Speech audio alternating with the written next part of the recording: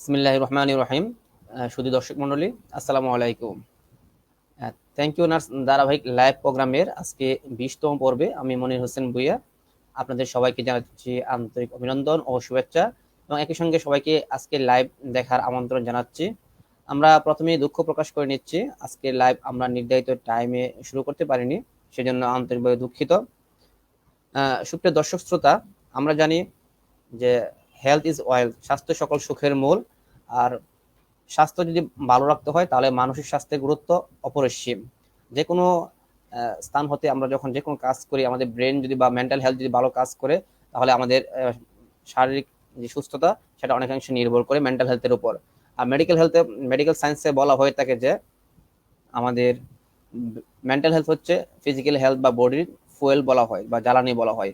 আজকের আমাদের এই পর্বে আলোচনার বিষয় the importance of mental health in physical wellbeing and necessity of psychiatric nursing, অর্থাৎ শারীরিক সুস্থতায় মানসিক স্বাস্থ্যের গুরুত্ব এবং একই সঙ্গে সাইকিয়াট্রিক নার্সিং এর প্রয়োজনীয়তা, সেই সম্পর্কে আমরা আজকে আলোচনা করব।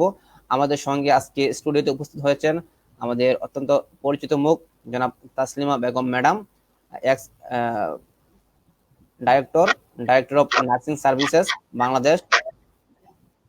আমাদের সঙ্গে আরো যুক্ত হয়েছেন জনাব এমডি আনোয়ার হোসেন স্যার, যিনি নার্সিং অফিসার হিসেবে national institute of neuro science and hospital Sher-e-Bangla Nagar ঢাকায় কর্মরত। আমাদের সঙ্গে যুক্ত হয়েছেন জনাব Afroza Sultana madam, nursing instructor, Shahid Tajuddin Ahmed nursing college Gazipur. আমরা সবার সাথে পরিচিত হয়ে নিলাম।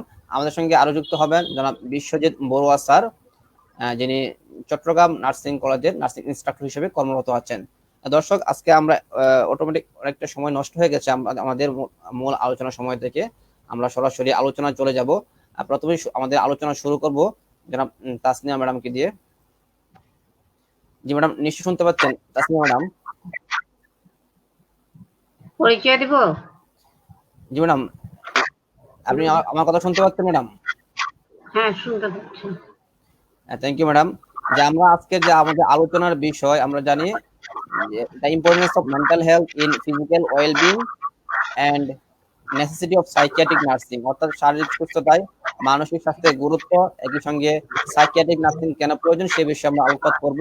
আমি আজকে প্রথমে আপনার কাছে যে বিষয়টি জানতে চাচ্ছি, বিষয়টি হলো যে মানসিক স্বাস্থ্য ও মানসিক স্বাস্থ্যের সুস্থতা বলতে আমরা কি বুঝি, পাশাপাশি কি কি উপসর্গ বা লক্ষণ যদি আমরা দেখি একজন ব্যক্তির মধ্যে, তাকে আমরা মানসিকভাবে অসুস্থ বলে আখ্যায়িত করতে পারবো। জি তাসমিয়া ম্যাডাম। আসসালামু আলাইকুম, শুভেচ্ছা শ্রোতা এবং যারা দেখছেন এবং যারা আমার সঙ্গে আছেন এবং উপস্থাপক, প্রত্যেকেই আজকের এই দিনের শুভেচ্ছা জানাচ্ছি। এবং আমার মনে হয় যে এটা একটা ধাপ, এটা একটা স্টেপ, যে স্টেপের মাধ্যমে যা সাইকিয়াট্রিক নার্সিংটা আরো বিকশিত হবে, আরো সুন্দর করে এটার উপরে প্র্যাকটিস করতে পারবে, এবং নার্সরা যে কেয়ার প্ল্যান করে থাকে পেশেন্টের, সেই পেশেন্টের যে কেয়ার প্ল্যানে এই আলোচনাটা সহযোগিতা করবে, এবং ভবিষ্যতে নার্সিংটা সাইকিয়াট্রিক নার্সিং এর যে ডেভেলপমেন্ট সেটা আস্তে আস্তে প্রোগ্রেস করবে, এটা আমার বিশ্বাস এবং আশা করি। মানসিক স্বাস্থ্য বিষয়টা এমনই একটা বিষয়, সেটা হেলথেরই একটা অংশ, এবং হেলথের অংশ এই কারণেই যে আমরা জানি হেলথ বলতে ফিজিক্যাল এবং মেন্টাল, 2 নম্বরে কিন্তু মেন্টাল হেলথের কথা উল্লেখ করা আছে ডেফিনেশনের মধ্যে। অর্থাৎ এখান থেকে বোঝা যায় যে ফিজিক্যাল হেলথের সঙ্গে মেন্টাল হেলথ জড়িত এবং মেন্টাল হেলথের সঙ্গে ফিজিক্যাল হেলথ জড়িত। কারণ মেন্টাল এবং ফিজিক্যাল হেলথ এত ওতপ্রোতভাবে জড়িত যে কোনোটাই কারোর সঙ্গে থেকে বাদ দেওয়া যায় না। মানুষ শারীরিকভাবে অসুস্থ হলে সে মানসিকভাবে অসুস্থ হয়, এবং মানসিকভাবে অসুস্থ হলেও শারীরিকভাবে অসুস্থ হয়ে থাকে।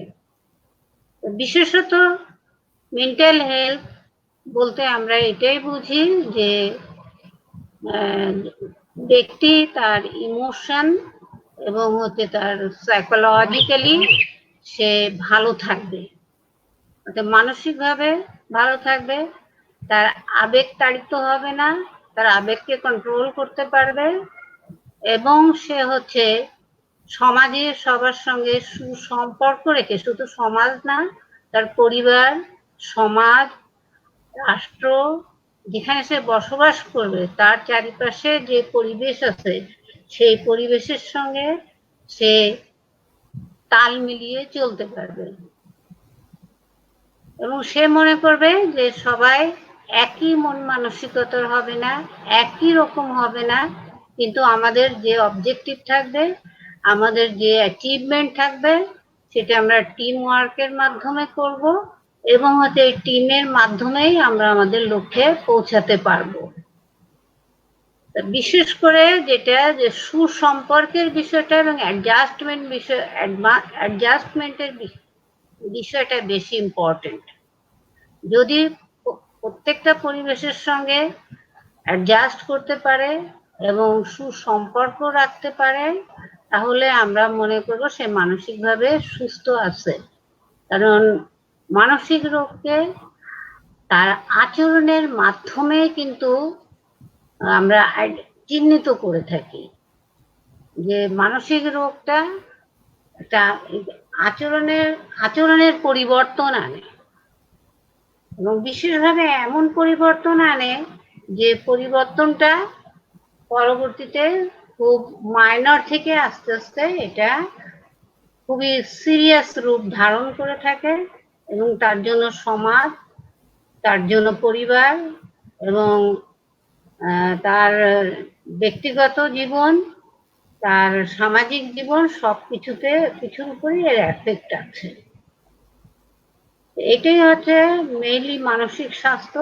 কিন্তু আমাদের দেশে বেশিরভাগ সময়ই দেখা যায় মানসিক পরিবর্তনটা আমরা যখন দেখি, একটা তো এজের সঙ্গে সঙ্গে, ডেভেলপমেন্টাল এজের সঙ্গে সঙ্গে মানসিক পরিবর্তন হতে থাকে, কিন্তু হঠাৎ করে কোনো ব্যক্তির যদি পরিবর্তন আসে, দেখা গেল যে আগে সে চুপচাপ ছিল না, অনেক কথাবার্তা বলতো, কিন্তু এখন সে আর কথা বলে না, সে একা একা থাকতে পছন্দ করে। এখন মানসিক রোগী চেনার এটা একটা বড় একটা ইম্পর্টেন্ট ফ্যাক্টর। আরেকটা যে সে আগে এক সময়ে ঘুমাতো, এখন অন্য সময়ে ঘুমায় এবং আরো দেখা যায় যে তার ঘুমের যে সময়টা, সেই সময়টা তার কমে যাচ্ছে এবং তার মাথা ব্যথা হতে পারে, তার ক্ষুধা মন্দা হতে পারে, তার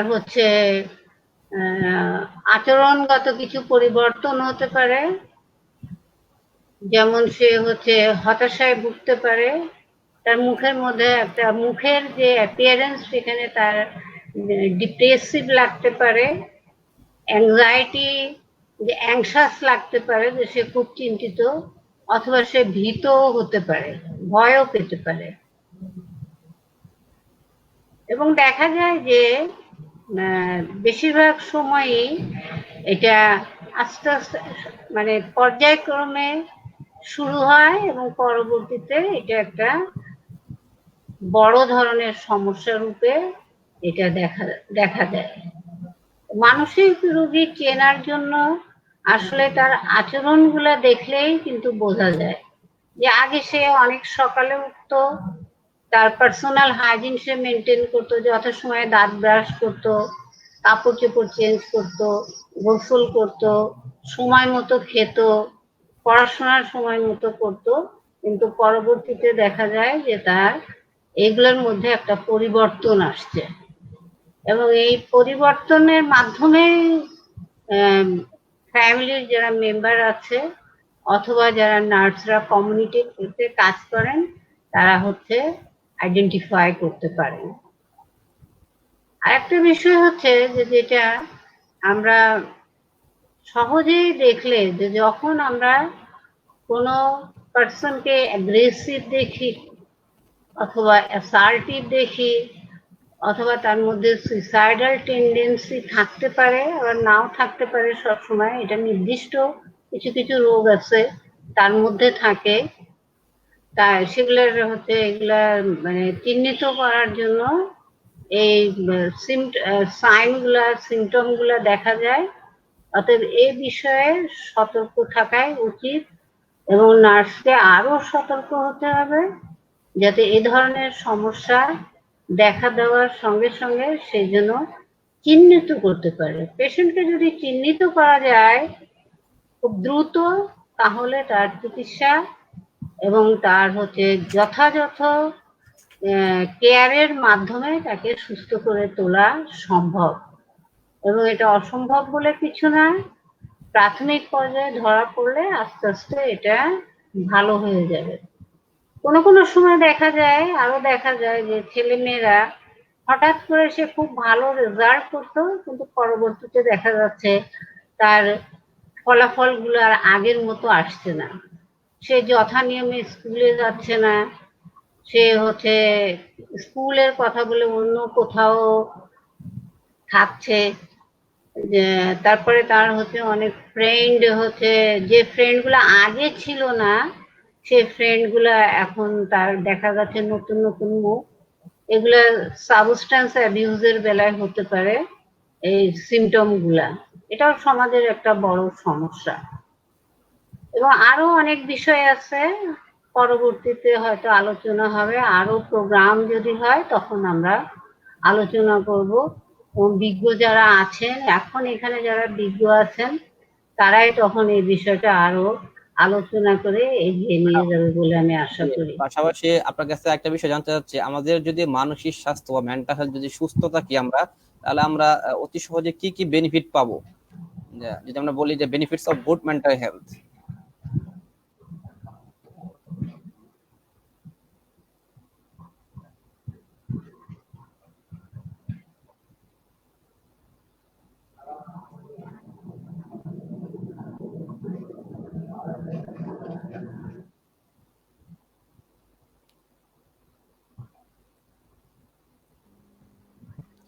দর্শক, এখন আমরা কথা বলবো আমাদের আজকের আরেকজন অতিথি, জনাব আফরোজা সুলতানা ম্যাডাম, ওনার সঙ্গে। জি ম্যাডাম, নিশ্চয়ই ভালো আছেন? কেমন আছেন ম্যাডাম? ভালো আছি, আসসালামু আলাইকুম। জি জি ম্যাডাম, আপনার কাছে আমি প্রথম যে আলোচনাটা নিয়ে আসবো, যে আমরা জানি আমরা সবাই সামাজিক জীব, সমাজে বাস করি, সবার সঙ্গে আমরা মিলেমিশে সমাজে বাস করি। তো প্রত্যেকটা সমাজের প্রত্যেকটা মানুষের নিজস্ব কিছু কৃষ্টি কালচার বা সংস্কৃতি থাকে, যার দ্বারা আমরা সমাজ ও সংস্কৃতি দ্বারা আমরা মানুষজন যারা আছে তারা প্রভাবিত হয়, এবং যে বিষয়গুলো আমাদের মানসিক স্বাস্থ্যের উপরও একটা প্রভাব বিস্তার করে। তো আপনার কাছে জানতে চাচ্ছি যে ফিজিক্যাল, সামাজিক বা কালচারাল বা আরো কি কি ফ্যাক্টর রয়েছে যা আমাদের মানসিক স্বাস্থ্যের উপর প্রভাব বিস্তার করে, অর্থাৎ মানসিক স্বাস্থ্য সুস্থতার জন্য দায়ী, এবং কিভাবে প্রভাব বিস্তার করে, সেটা একটু আলোচনা করবেন প্লিজ। সম্মানিত দর্শক, আজকের এই লাইভ প্রোগ্রামে সম্মানিত দর্শক, প্রোগ্রাম সঞ্চালক, আমন্ত্রিত অতিথি, আসসালামু আলাইকুম। আমি এখন কথা বলবো কি কি ফ্যাক্টর দ্বারা আমাদের মেন্টাল হেলথ সাধারণত এফেক্ট হতে পারে, এবং কি কি ফ্যাক্টর গুলো আমাদের মানসিক অবস্থাকে ইনফ্লুয়েন্স করে এবং আমরা মেন্টালি এফেক্ট হই।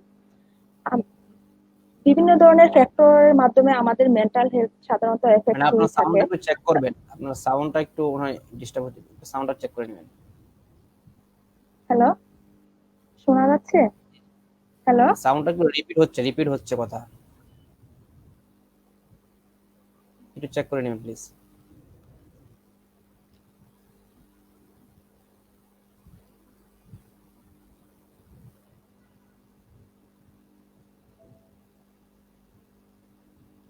হ্যালো, জি, কন্টিনিউ করেন হ্যালো, প্লিজ। শোনা যাচ্ছে?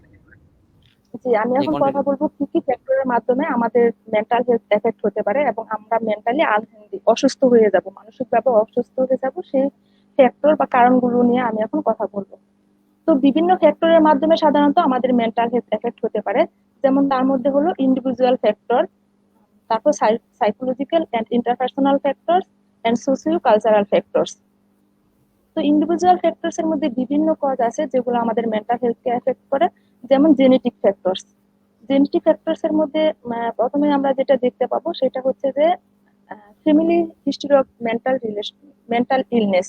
যেমন আমাদের ফ্যামিলিতে যদি ফার্স্ট ডিগ্রি রিলেটিভ যেমন বাবা মা, বাবা ভাই বোন, দাদা চাচা ফুফুদের মধ্যে যদি কারো কোনো মেন্টাল হেলথ প্রবলেম থাকে বা মেন্টালি মানসিকভাবে অসুস্থ থাকে, তাহলে হচ্ছে আমাদের ফ্যামিলির অন্য কোনো মেম্বারেরও এই মানসিক অসুস্থতাটা হওয়ার একটা চান্স থাকে।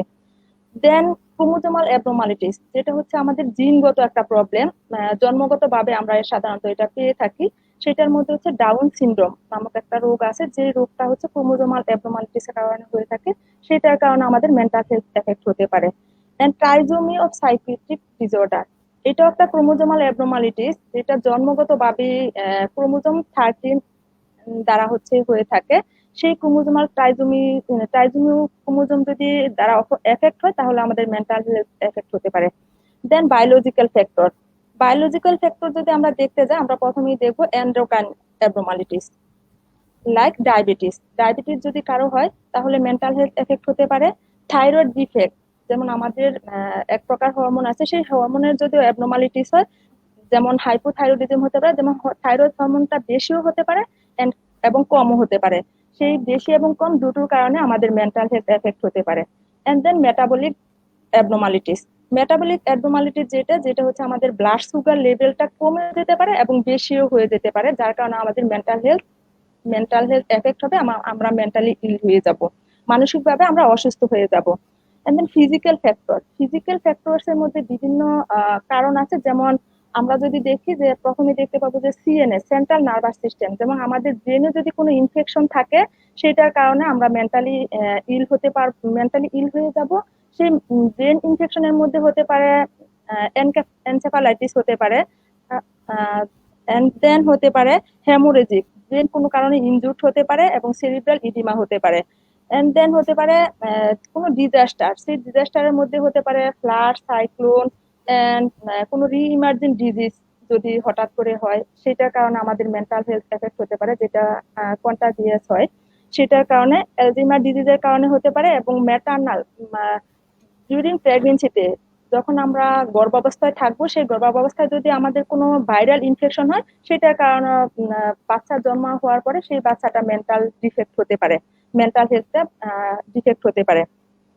And আমরা দেখবো যে ফিজিক্যাল কি ইলনেস এর কারণে হতে পারে, যেমন ডিফনেস, আমরা যদি জন্মগত ভাবে অনেকে আছে বধির, কানে শোনে না, তারপর হতে পারে যে ঠোঁট কাটা হতে পারে, তালু কাটা হতে পারে, এবং ক্লাফ ফুট নামক একটা রোগ আছে, যেটা হচ্ছে আমাদের পাটা, আমাদের যে পায়ের জয়েন্টটা, সেই জয়েন্টটা বাঁকা থাকতে পারে।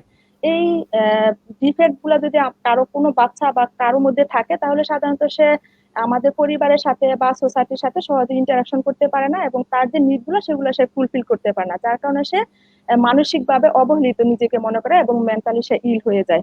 এন্ড নাম্বার 2, সাইকোলজিক্যাল ফ্যাক্টর বা ইন্টারপার্সোনাল ফ্যাক্টর যেটা সেটা, সেই সাইকোলজিক্যাল ফ্যাক্টরস এর মধ্যে থাকতে পারে স্ট্রেনড ইন্টারপার্সোনাল রিলেশনশিপ। যেমন আমাদের যে সম্পর্কগুলো আছে, যেটা হচ্ছে আমাদের পরিবারের সাথে হয়, আমাদের স্কুল কলেজে বন্ধু বান্ধবের সাথে হয়, অথবা আমি যারা জব করেন তাদের অফিসিয়াল কলিগদের সাথে হয়ে থাকে, সেই সম্পর্কগুলোর মধ্যে কোনো আন্তরিকতা থাকবে না এবং যথেষ্ট অমিল থাকবে, যার কারণে তার সে সাইকোলজিক্যালি বা মেন্টালি ইল হয়ে যেতে পারে। এন্ড দেন মেরিটাল ডিসহারমোনিটা হচ্ছে আমাদের বৈবাহিক সম্পর্কে কোনো অমিল থাকবে, ওইখানে ওই সম্পর্ক কোনো মিল থাকবে না বা আন্তরিকতা থাকবে না, ফ্যামিলিতেও ডিসহারমোনি থাকবে, যেমন ফ্যামিলির অন্যান্য মেম্বারদের সাথে যে একটা মানে আন্তরিকতা সম্পূর্ণ রিলেশন, মধুর সম্পর্ক, সেটা থাকবে না। সেই সম্পর্ক না থাকার কারণে হচ্ছে আমরা মেন্টালি ইল হয়ে যেতে পারি। এন্ড দেন হতে পারে অ্যাবনর্মাল চাইল্ড প্যারেন্ট রিলেশনশিপ, যেমন বাবা মার সাথে সন্তানের যেরকম সম্পর্ক থাকার কথা ঠিক ওরকমটা সম্পর্ক নাই, মানে ভালোবাসা কোনো কোনো সম্পর্ক নাই, সেই কারণে আমরা মেন্টালি ইল হতে পারি। And traumatic experience during childhood experience, trauma, যেমন আমাদের মেন্টালি আমরা কোনোভাবে ক্ষত থাকতে পারি, সেটা হচ্ছে পারে আমাদের শিশু বয়স থেকে, কৈশোর বয়স থেকে, এবং আমরা যখন বয়স প্রাপ্ত হব, সেই মেন্টাল ট্রমাটার কারণে আমরা একসময় মেন্টালি ইল হয়ে যাব। তারপর হচ্ছে যে আমাদের যেমন চাইল্ডহুড কোনো ইনসিকিউরিটি যদি থাকে, যেমন কোনো বাচ্চা যদি শিশুকাল থেকে তাদের কোনো অনিরাপত্তা থাকে, কোনো নিরাপত্তাহীনতায় ভোগে, তাহলে সাধারণত ওই বাচ্চাটা আস্তে আস্তে বড় হওয়ার সঙ্গে সঙ্গে মেন্টালি ইল হয়ে যায়। সেই চাইল্ডহুড ইনসিকিউরিটির মধ্যে আমরা দেখতে পাই যেটা হচ্ছে ম্যাটার্নাল ডেপ্রিভেশন, মানে যার কোনো মাতৃবিয়োগ হয় বা পিতৃবিয়োগ হয়, যথেষ্ট আদর স্নেহ ভালোবাসার অভাব থাকে, সেই বাচ্চাগুলো সাধারণত মেন্টালি এফেক্ট হয়।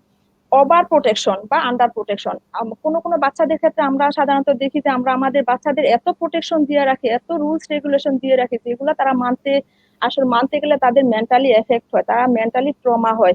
সেই প্রোটেকশনের কারণেও সাধারণত মেন্টালি ইল হয়ে যেতে পারে। আবার অনেক সময় দেখা যায় আমরা বাবা মারা বাচ্চাদেরকে একদম ছেড়ে দিই, তারা কখন কোথায় যাচ্ছে বা কি করতেছে, কার সাথে মিশতেছে, সেই জিনিসটা আমরা খেয়াল করি না। যার কারণে এই বাচ্চাটা বিভিন্ন নানা ধরনের খারাপ কাজে লিপ্ত হয়ে যেতে পারে এবং একসময় সে মেন্টালি এফেক্ট হতে পারে।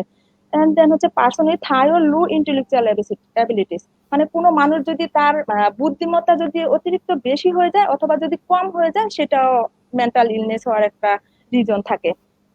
তারপর আমরা দেখবো সোশিও কালচারাল ফ্যাক্টর বা সোশ্যাল ফ্যাক্টর।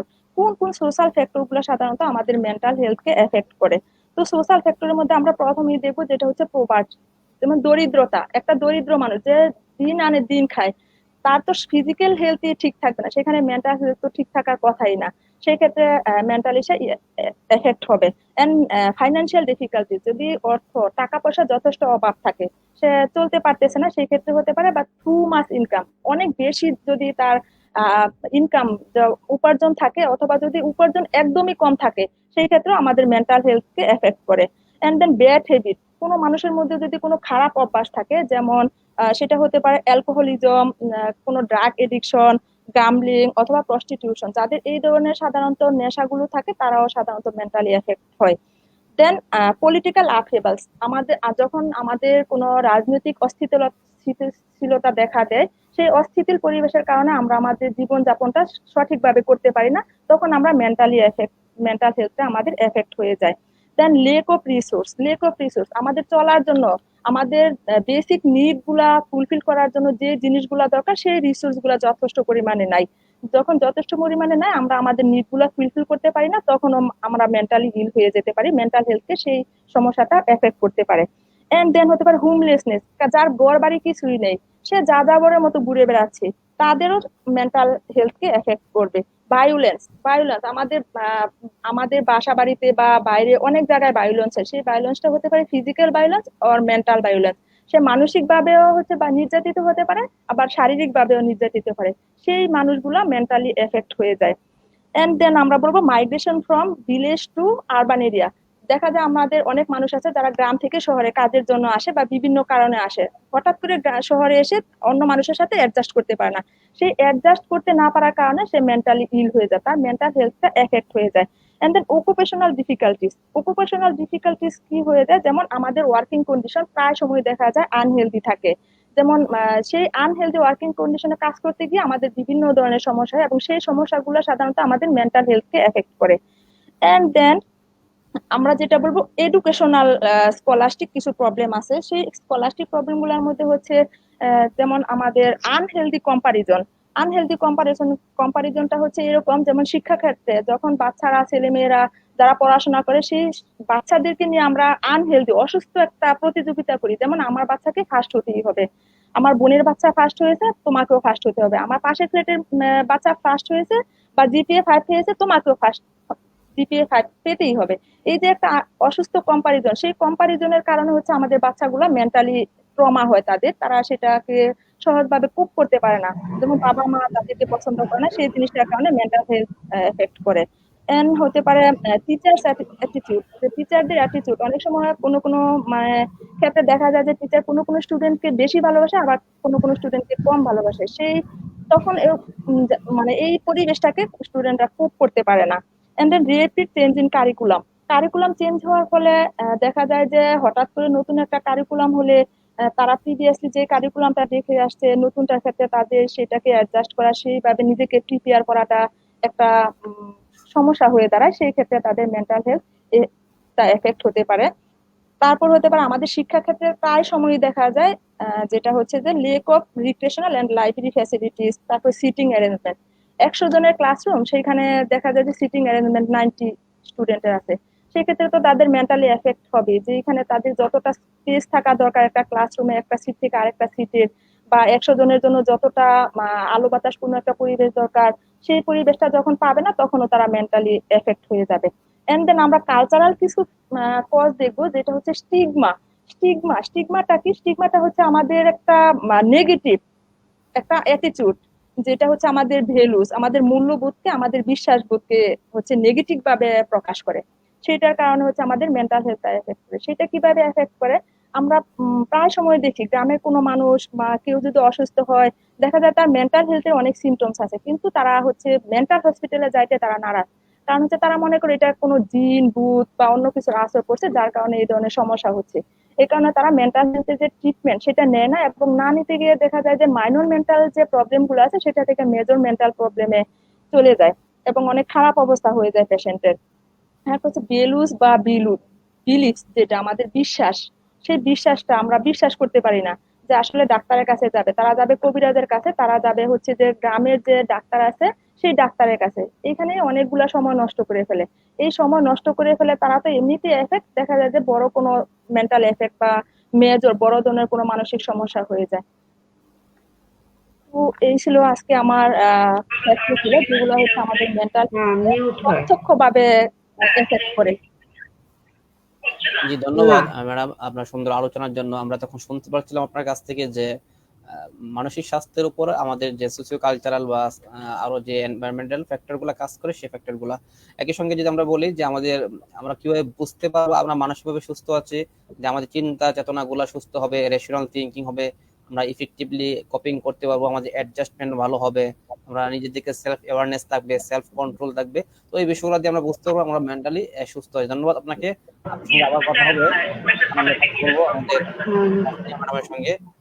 জি তাসনিয়া ম্যাডাম শুনতে পাচ্ছেন? জি ম্যাডাম।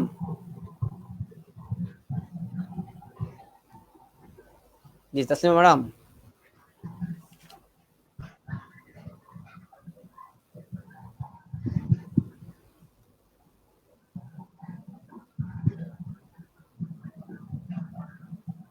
জি তাসনিমা ম্যাডাম, আমি আপনার দৃষ্টি আকর্ষণ করছি। আমাকে শুনতে পাচ্ছেন ম্যাডাম?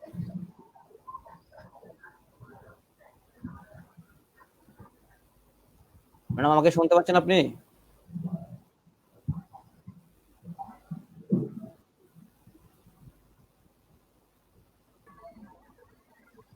জি দর্শক, আমরা তাসনিমা ম্যাডামের সঙ্গে আবার কথা বলবো। আমরা চলে আসছি আমাদের আরেকজন আলোচক জনাব আনোয়ার হোসেন স্যার, ওনার কাছে আমাদের পরবর্তী আলোচনা নিয়ে আমরা স্যারের সাথে কথা বলবো। জি স্যার শুনতে পাচ্ছেন নিশ্চয়ই? জি শুনতে পাচ্ছি। জি আপনার সঙ্গে আমরা এখন কথা বলবো যে বিষয়টি নিয়ে। এতক্ষণ আমরা শুনতে পাচ্ছিলাম ম্যাডামের কাছ থেকে, দুজন ম্যাডাম আলোচনা করে গেছেন আগে, যে মেন্টাল হেলথ বলতে আমরা কি বুঝি, মানসিক স্বাস্থ্য বলতে কি বুঝি, বা কি কি কারণে আমাদের মানসিক স্বাস্থ্য এফেক্টেড হয়, ফ্যাক্টর গুলা কি কি। এখন আমি আপনার কাছে জানতে চাচ্ছি যে বিষয়টা, যে আমরা যারা সাধারণ মানুষ আছি বা যারা পেশেন্ট আছেন হসপিটালে ভর্তি থেকে, আমাদের যে মানসিক স্বাস্থ্য সুস্থ থাকার জন্য আমাদের মেন্টাল হেলথের একটা কেয়ার দরকার বা যত্ন দরকার। তো একজন সাধারণ মানুষ বা রোগী আমরা কিভাবে আমাদের মানসিক স্বাস্থ্যের যত্ন করতে পারি, এই বিষয়ে আলোচনার জন্য আপনাকে অনুরোধ করব। Thank you very much. আসসালামু আলাইকুম। সর্বপ্রথম আমি আসলে ধন্যবাদ দিতে চাই, থ্যাংক ইউ নার্স পেজ যারা ডেভেলপ করেছেন তাদেরকে, এবং এবং হোস্টিং করছেন মনির হোসেন ভুইয়া, আপনাকে অসংখ্য ধন্যবাদ আমাকে এখানে আমন্ত্রণ জানানোর জন্য। আরো বেশি ধন্যবাদ দিতে যাচ্ছি আসলে যাদের জন্য প্রোগ্রামটা করা, যাদের কাছে আমরা পৌঁছে যেতে পারবো, আমাদের ভিউয়ার যারা আছেন তাদেরকে। আহ, আমার পরিচয় তো অলরেডি হয়ে গেছে। এখানে আমি আনোয়ার হোসেন, নার্সিং অফিসার হিসেবে নিউরো সায়েন্স হসপিটালে কর্মরত আছি। মানসিক স্বাস্থ্য যত্নের ব্যাপারে কথা বলার আগে আসলে আমরা একটু একটা বিষয় মানে আলোচনা করতে চাচ্ছি, যদিও তাসলিমা ম্যাডাম আমাদের সাথে জিনিসটা আলোচনা করে গিয়েছেন, আসলে মেন্টাল হেলথ যে জিনিসটা। তো আমার কনসেপ্ট থেকে যে জিনিসটা বলা সেটা বলতে চাচ্ছি, এটা হচ্ছে মেন্টাল হেলথ, মানসিক স্বাস্থ্য বলতে এটা আমরা বুঝি যেটা লেভেল অফ সাইকোলজিক্যাল ওয়েলবিং, অর্থাৎ যেখানে মেন্টাল ইলনেস টোটালি থাকবে না, তাকে তাকে আমরা মেন্টাল হেলথ বলে থাকি।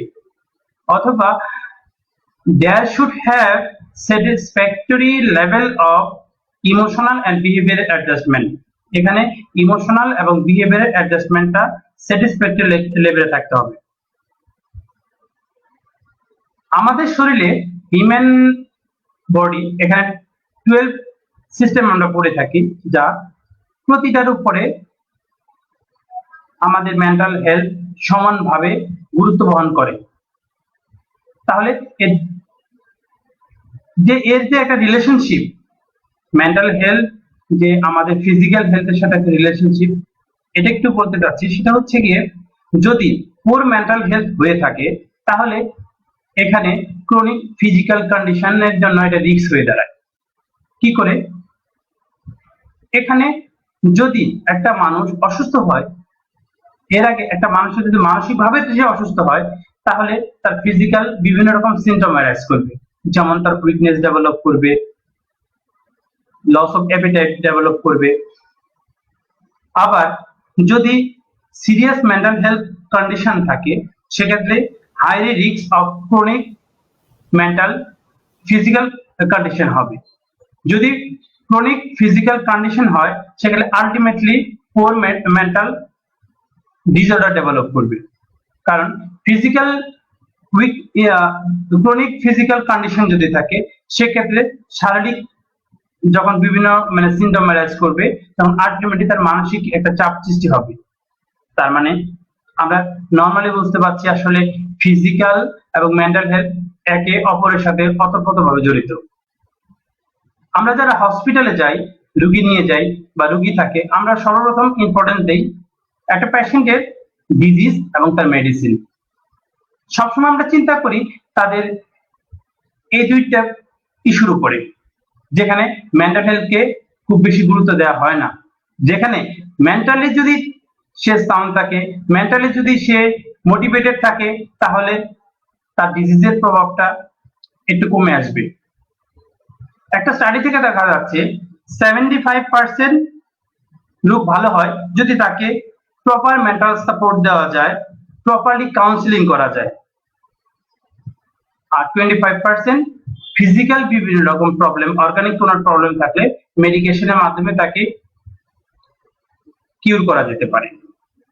তাহলে আমরা ইজিলি বলতে পারছি যে no health without mental health. Around 450 million people currently suffer from mental disorder, যেখানে 4 জন পিপলের মাঝে একজন মানুষ মেন্টাল ডিসঅর্ডার ডেভেলপ করবে। এটা ওয়ার্ল্ড হেলথ অর্গানাইজেশন একটা স্টাডির report. In Bangladesh, Professor Kofil Uddin did study. He found 70% of the people suffer from mental disorder.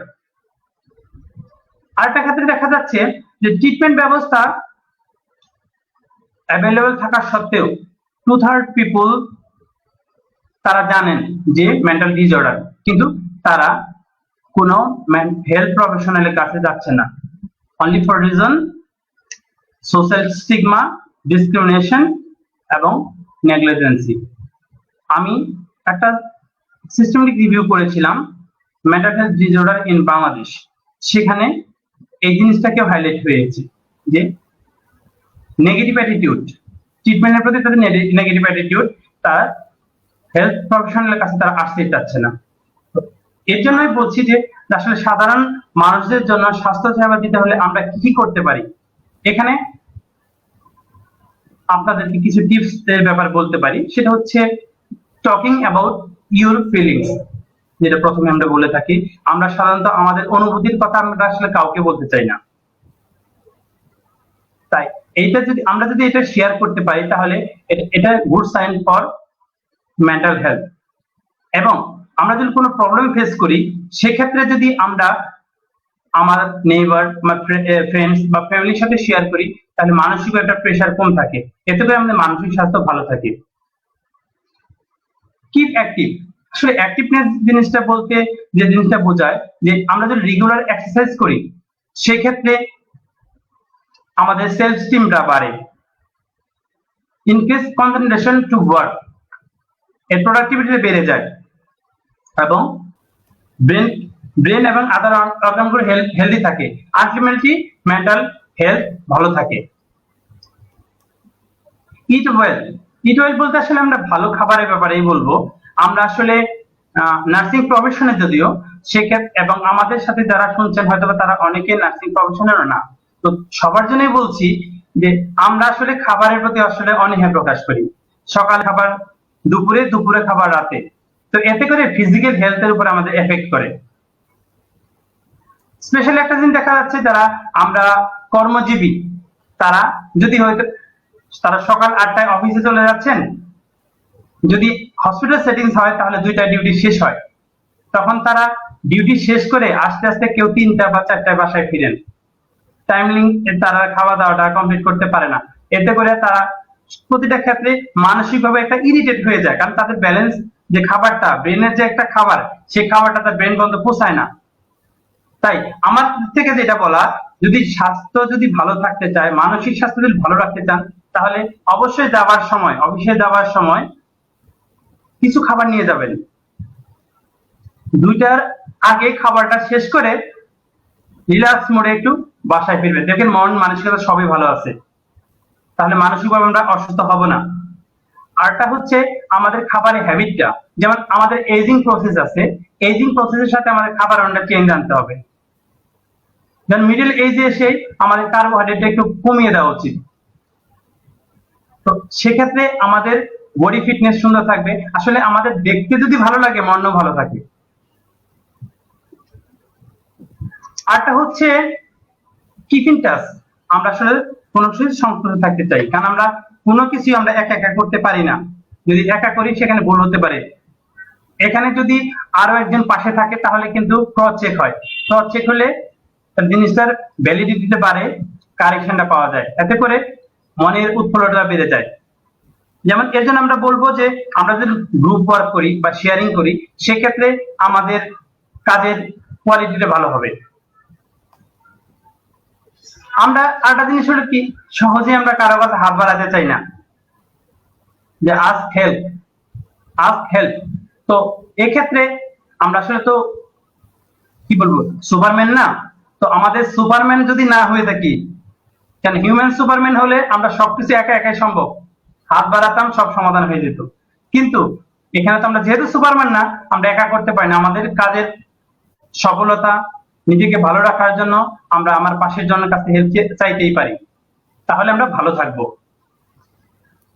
Take in break, আমরা আসলে কোনো একটা কিছু কাজ করতে গেলে তখন আমরা কোনো ব্রেক নিতে চাই না, মনে করি এই কাজটা শেষ করে তারপরে আমরা এটা শেষ অন্য একটা কাজে যাব বা রেস্ট নেব। আসলে ঠিক তা না, কারণ আমাদের প্রতিটা কাজের ডিউরেশনে আমাদেরকে রেস্টের দরকার আছে।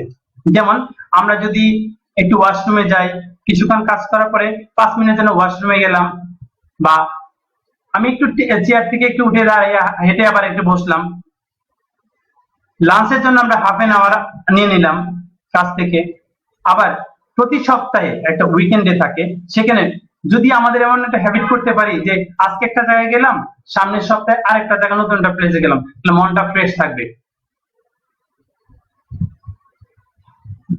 Accept who you are and who I am, তার মানে আমরা আসলে কি নিজেরাই নিজেদেরকে মানে মানে কি বলবো, চিনতে ভুল করে ফেলি। যেমন হচ্ছে এখানে আমি বলবো এজিং প্রসেসটা, আমি ইয়াং এজে যেমনটা ছিলাম, বুড়া বয়সে আমি হয়তো এমনটা থাকবো না। এই ক্ষেত্রে আমাদেরকে অ্যাকসেপ্ট করতে হবে যে আমরা আসলে সময়ের সাথে সাথে নিজেদেরকে অনেক চেঞ্জ হয়ে যেতে পারি। এটা যদি না করতে পারি তাহলে আমাদের মানসিকভাবে একটা চাপ সৃষ্টি হবে। সো মেন্টাল হেলথ যদি ভালো রাখতে চাই, তাহলে আমরা সময় সঙ্গতি রেখে সিচুয়েশন বুঝে আমাদেরকে এটা অ্যাকসেপ্ট করতে হবে। আরটা হচ্ছে আমরা শুধু নিজের কেয়ারের জন্য মানে ব্যস্ত থাকবো না। যেমন রাস্তা দিয়ে পারাপার হওয়ার সময় অনেকটা বয়স্ক লোক থাকে, তখন আমরা তাকে মানে রাস্তা পার করে দেব, তাহলে নিজের ভিতরে একটা হিরো হিরো ভাব লাগবে যে হ্যাঁ আমি একজনকে হেল্প করতে পারছি, মনটা ভালো থাকবে। বয়স্ক, ডিসেবল বা শিশু যারা আছেন, তারা বাসে যাওয়ার সময় তাদের অবশ্যই আমরা সিটটা ছেড়ে দিব, তাহলেও তারা আমাদের জন্য মানে খুশি মনে তাকাবে, কারো মুখে খুশি দেখলে নিজের মনটাও ভালো থাকে। এখন রোগীদের মানসিক সেবার ক্ষেত্রে আমরা যেটা বলি যে যদি হসপিটালে রোগী ভর্তি থাকে, সেক্ষেত্রে আমরা যদি 3 শিফট হয়ে থাকি, 3 শিফটে যদি প্রতি শিফটে যায় তাকে আমরা যার যার ধর্ম থেকে যদি তাকে আমরা উইশ করে থাকি, তাহলে সে হ্যাপি থাকবে, সে মানুষের উপর মানে হ্যাপি হবে, মনটা ভালো থাকবে। এবং যদি তাদের সাথে আমরা ভালো ব্যবহার করে থাকি তাহলে সে আমাকে বারবার খুঁজবে হসপিটালে, যে উনি আছেন তো। আরেকটা জিনিস, যে জিনিসটা বলতে হয়, যেটা আসলে হসপিটাল সেটিংসে আসলে আমরা পেশেন্ট বা রিলেটিভস এদেরকে আসলে মেন্টালি সাপোর্ট গুলা কি কোন কৌশলে দিয়ে থাকি। একটা জিনিস, হসপিটাল যদি হয় সেক্ষেত্রে প্রতিটা হসপিটাল যদি তাদের ওন ডিসপ্লে সিস্টেম থাকে, যেমন আমি যেমন নিউরোসায়েন্স হসপিটাল জব করি, যেমন আমার হসপিটালের সামনে বিশাল একটা মনিটর সেট করা আছে, সেখানে লেখা আছে এই হসপিটালে কি কি সার্ভিস দেওয়া হয়। এতে করে সে প্রথমে এসে যখন দেখে নিবে ডিসপ্লেতে এই সার্ভিস আছে, তাহলে সে কিন্তু ডিপ্রাইভ হবে না। তার মানে সে জেনে শুনে এই হসপিটাল ঢুকবে, এই সার্ভিসটা এখানে এনশিওর করা হয়। আরটা, যখন রোগী ভর্তি হয় তখন তাদেরকে আমরা কাউন্সিলিং করে থাকি, এই ডিজিজের প্রোগ্রেস কতটুকু হবে বা হবে কি না। তারপর থেরাপিউটিক কমিউনিকেশন, যেটা আমরা আসলে নার্স যারা সবাই জেনে থাকি, আসলে থেরাপিউটিক কমিউনিকেশন জিনিসটা কি, এর মাধ্যমে আমাদের করে থাকতে হয়। এছাড়া আমরা ডিসচার্জ প্ল্যানটা আমরা পেশেন্টের সাথে শেয়ার করতে পারি, অথবা পেশেন্টের অ্যাটেন্ডেন্সের সাথে শেয়ার করতে পারি, যে সে এখন কতদিন আছেন এখানে, আর এর পরবর্তীতে সে কি কি করবেন। সেই সাথে হেলথ কেয়ার সিস্টেম একটা মানে কর্নার সেট আপ করতে পারলে ভালো হয়, যদিও সব হসপিটাল আছে কিনা আমার জানা নেই, তবে যখন রোগী ডিসচার্জ হয়ে যাবে বা পরবর্তী যখন ফলো আপে আসবে, তাদের একটা মানে হেলথ টিপসের জন্য একটা যদি হেলথ কর্নার থাকে তাহলে তাদের জন্য সুবিধা হয়। তবে সর্বোপরি আমি আরেকটা বলবো, এটা তো রোগী বা রোগীর অ্যাটেন্ডেন্সের সাথে কথাই বললাম বা সাধারণ লোকের কথাই বললাম, এখানে যারা এর সাথে সম্পৃক্ত স্বাস্থ্যকর্মী আছেন তাদের জন্য বলছি, আমাদের নার্সিং এ সাধারণত 90% ফিমেল। এই তাদের অনেকের ঘরে ছোট বাচ্চা আছেন, অনেকে আছে যে ব্রেস্ট ফিড করতে হয়। তাদের যারা ডিউটিতে আছেন এসে সব সময় তাদের মাথায় একটা কাজ করে, আমার বাচ্চা ঘরে ঠিক আছে তো, আমার ঠিক বাচ্চাকে ঠিক মতো খাওয়া দাওয়া দিচ্ছে তো, কাজের মেয়ে ঠিক মতো তাকে কেয়ার নিচ্ছে তো, বা আমার হাজবেন্ড ঘরে আছে আমার বাচ্চার প্রতি খেয়াল করে তো, নাকি মোবাইল নিয়ে বসে আছে। তো সেই ক্ষেত্রে অনেক সময় আছে বাচ্চাকে নিয়ে এসে ব্রেস্ট ফিড করে হসপিটালের দিকে নিয়ে যায়, আসার সময় অনেকটা রিস্ক থাকে। তাই আমার সর্বোপরি সবার কাছেই বা আমাদের এই সেক্টরের সাথে যারা আমার উচ্চপদস্থ আছেন তাদের কাছে আমার একটা অনুরোধ থাকবে, যাতে করে প্রতিটা হসপিটালে একটা বেবি কর্নার স্থাপন করা হয়, তাহলে অ্যাটলিস্ট মা তার বাচ্চাকে ব্রেস্ট ফিড করার জন্য এত চিন্তা করবেন না। তদুপরি কি হবে, এখানে হসপিটালে তার মানসিক ভাবে সে শান্ত থাকবে এবং সার্ভিসটা ভালো হবে। ধন্যবাদ। ধন্যবাদ আনোয়ার স্যার, আপনার আপনার মূল্যবান আলোচনা করার জন্য। আপনি আমাদের সঙ্গে কানেক্টেড থাকবেন, আবার কথা হবে। এখন আমরা চলে যাব আমাদের বিশ্বজিৎ স্যারের কাছে। স্যার কেমন আছেন?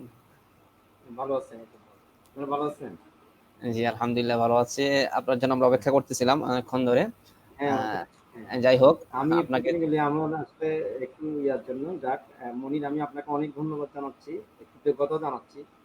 এই কোভিডের এই দিনে আপনি আপনি অথবা আপনারা যারা এই থ্যাংক ইউ নার্স প্রোগ্রামটাকে নিয়ে সামনে এনেছেন, আপনারা আমাদেরকে যে একত্রিত করে একটা প্রোগ্রাম অথবা একটা কথা বলার যে একটা সুযোগ, একটা প্ল্যাটফর্ম তৈরি করেছেন নার্সের জন্য। এটা অনেক নার্স ভিউয়ার আমি দেখতেছি, এখানে প্রায় হাজার হাজার লাখ লাখ নার্স আমাদের এখানে অলরেডি বিদেশ থেকেও আমাদেরকে অ্যাড হচ্ছে। ধন্যবাদ আপনাদের এই সুন্দর প্রয়াসের জন্য।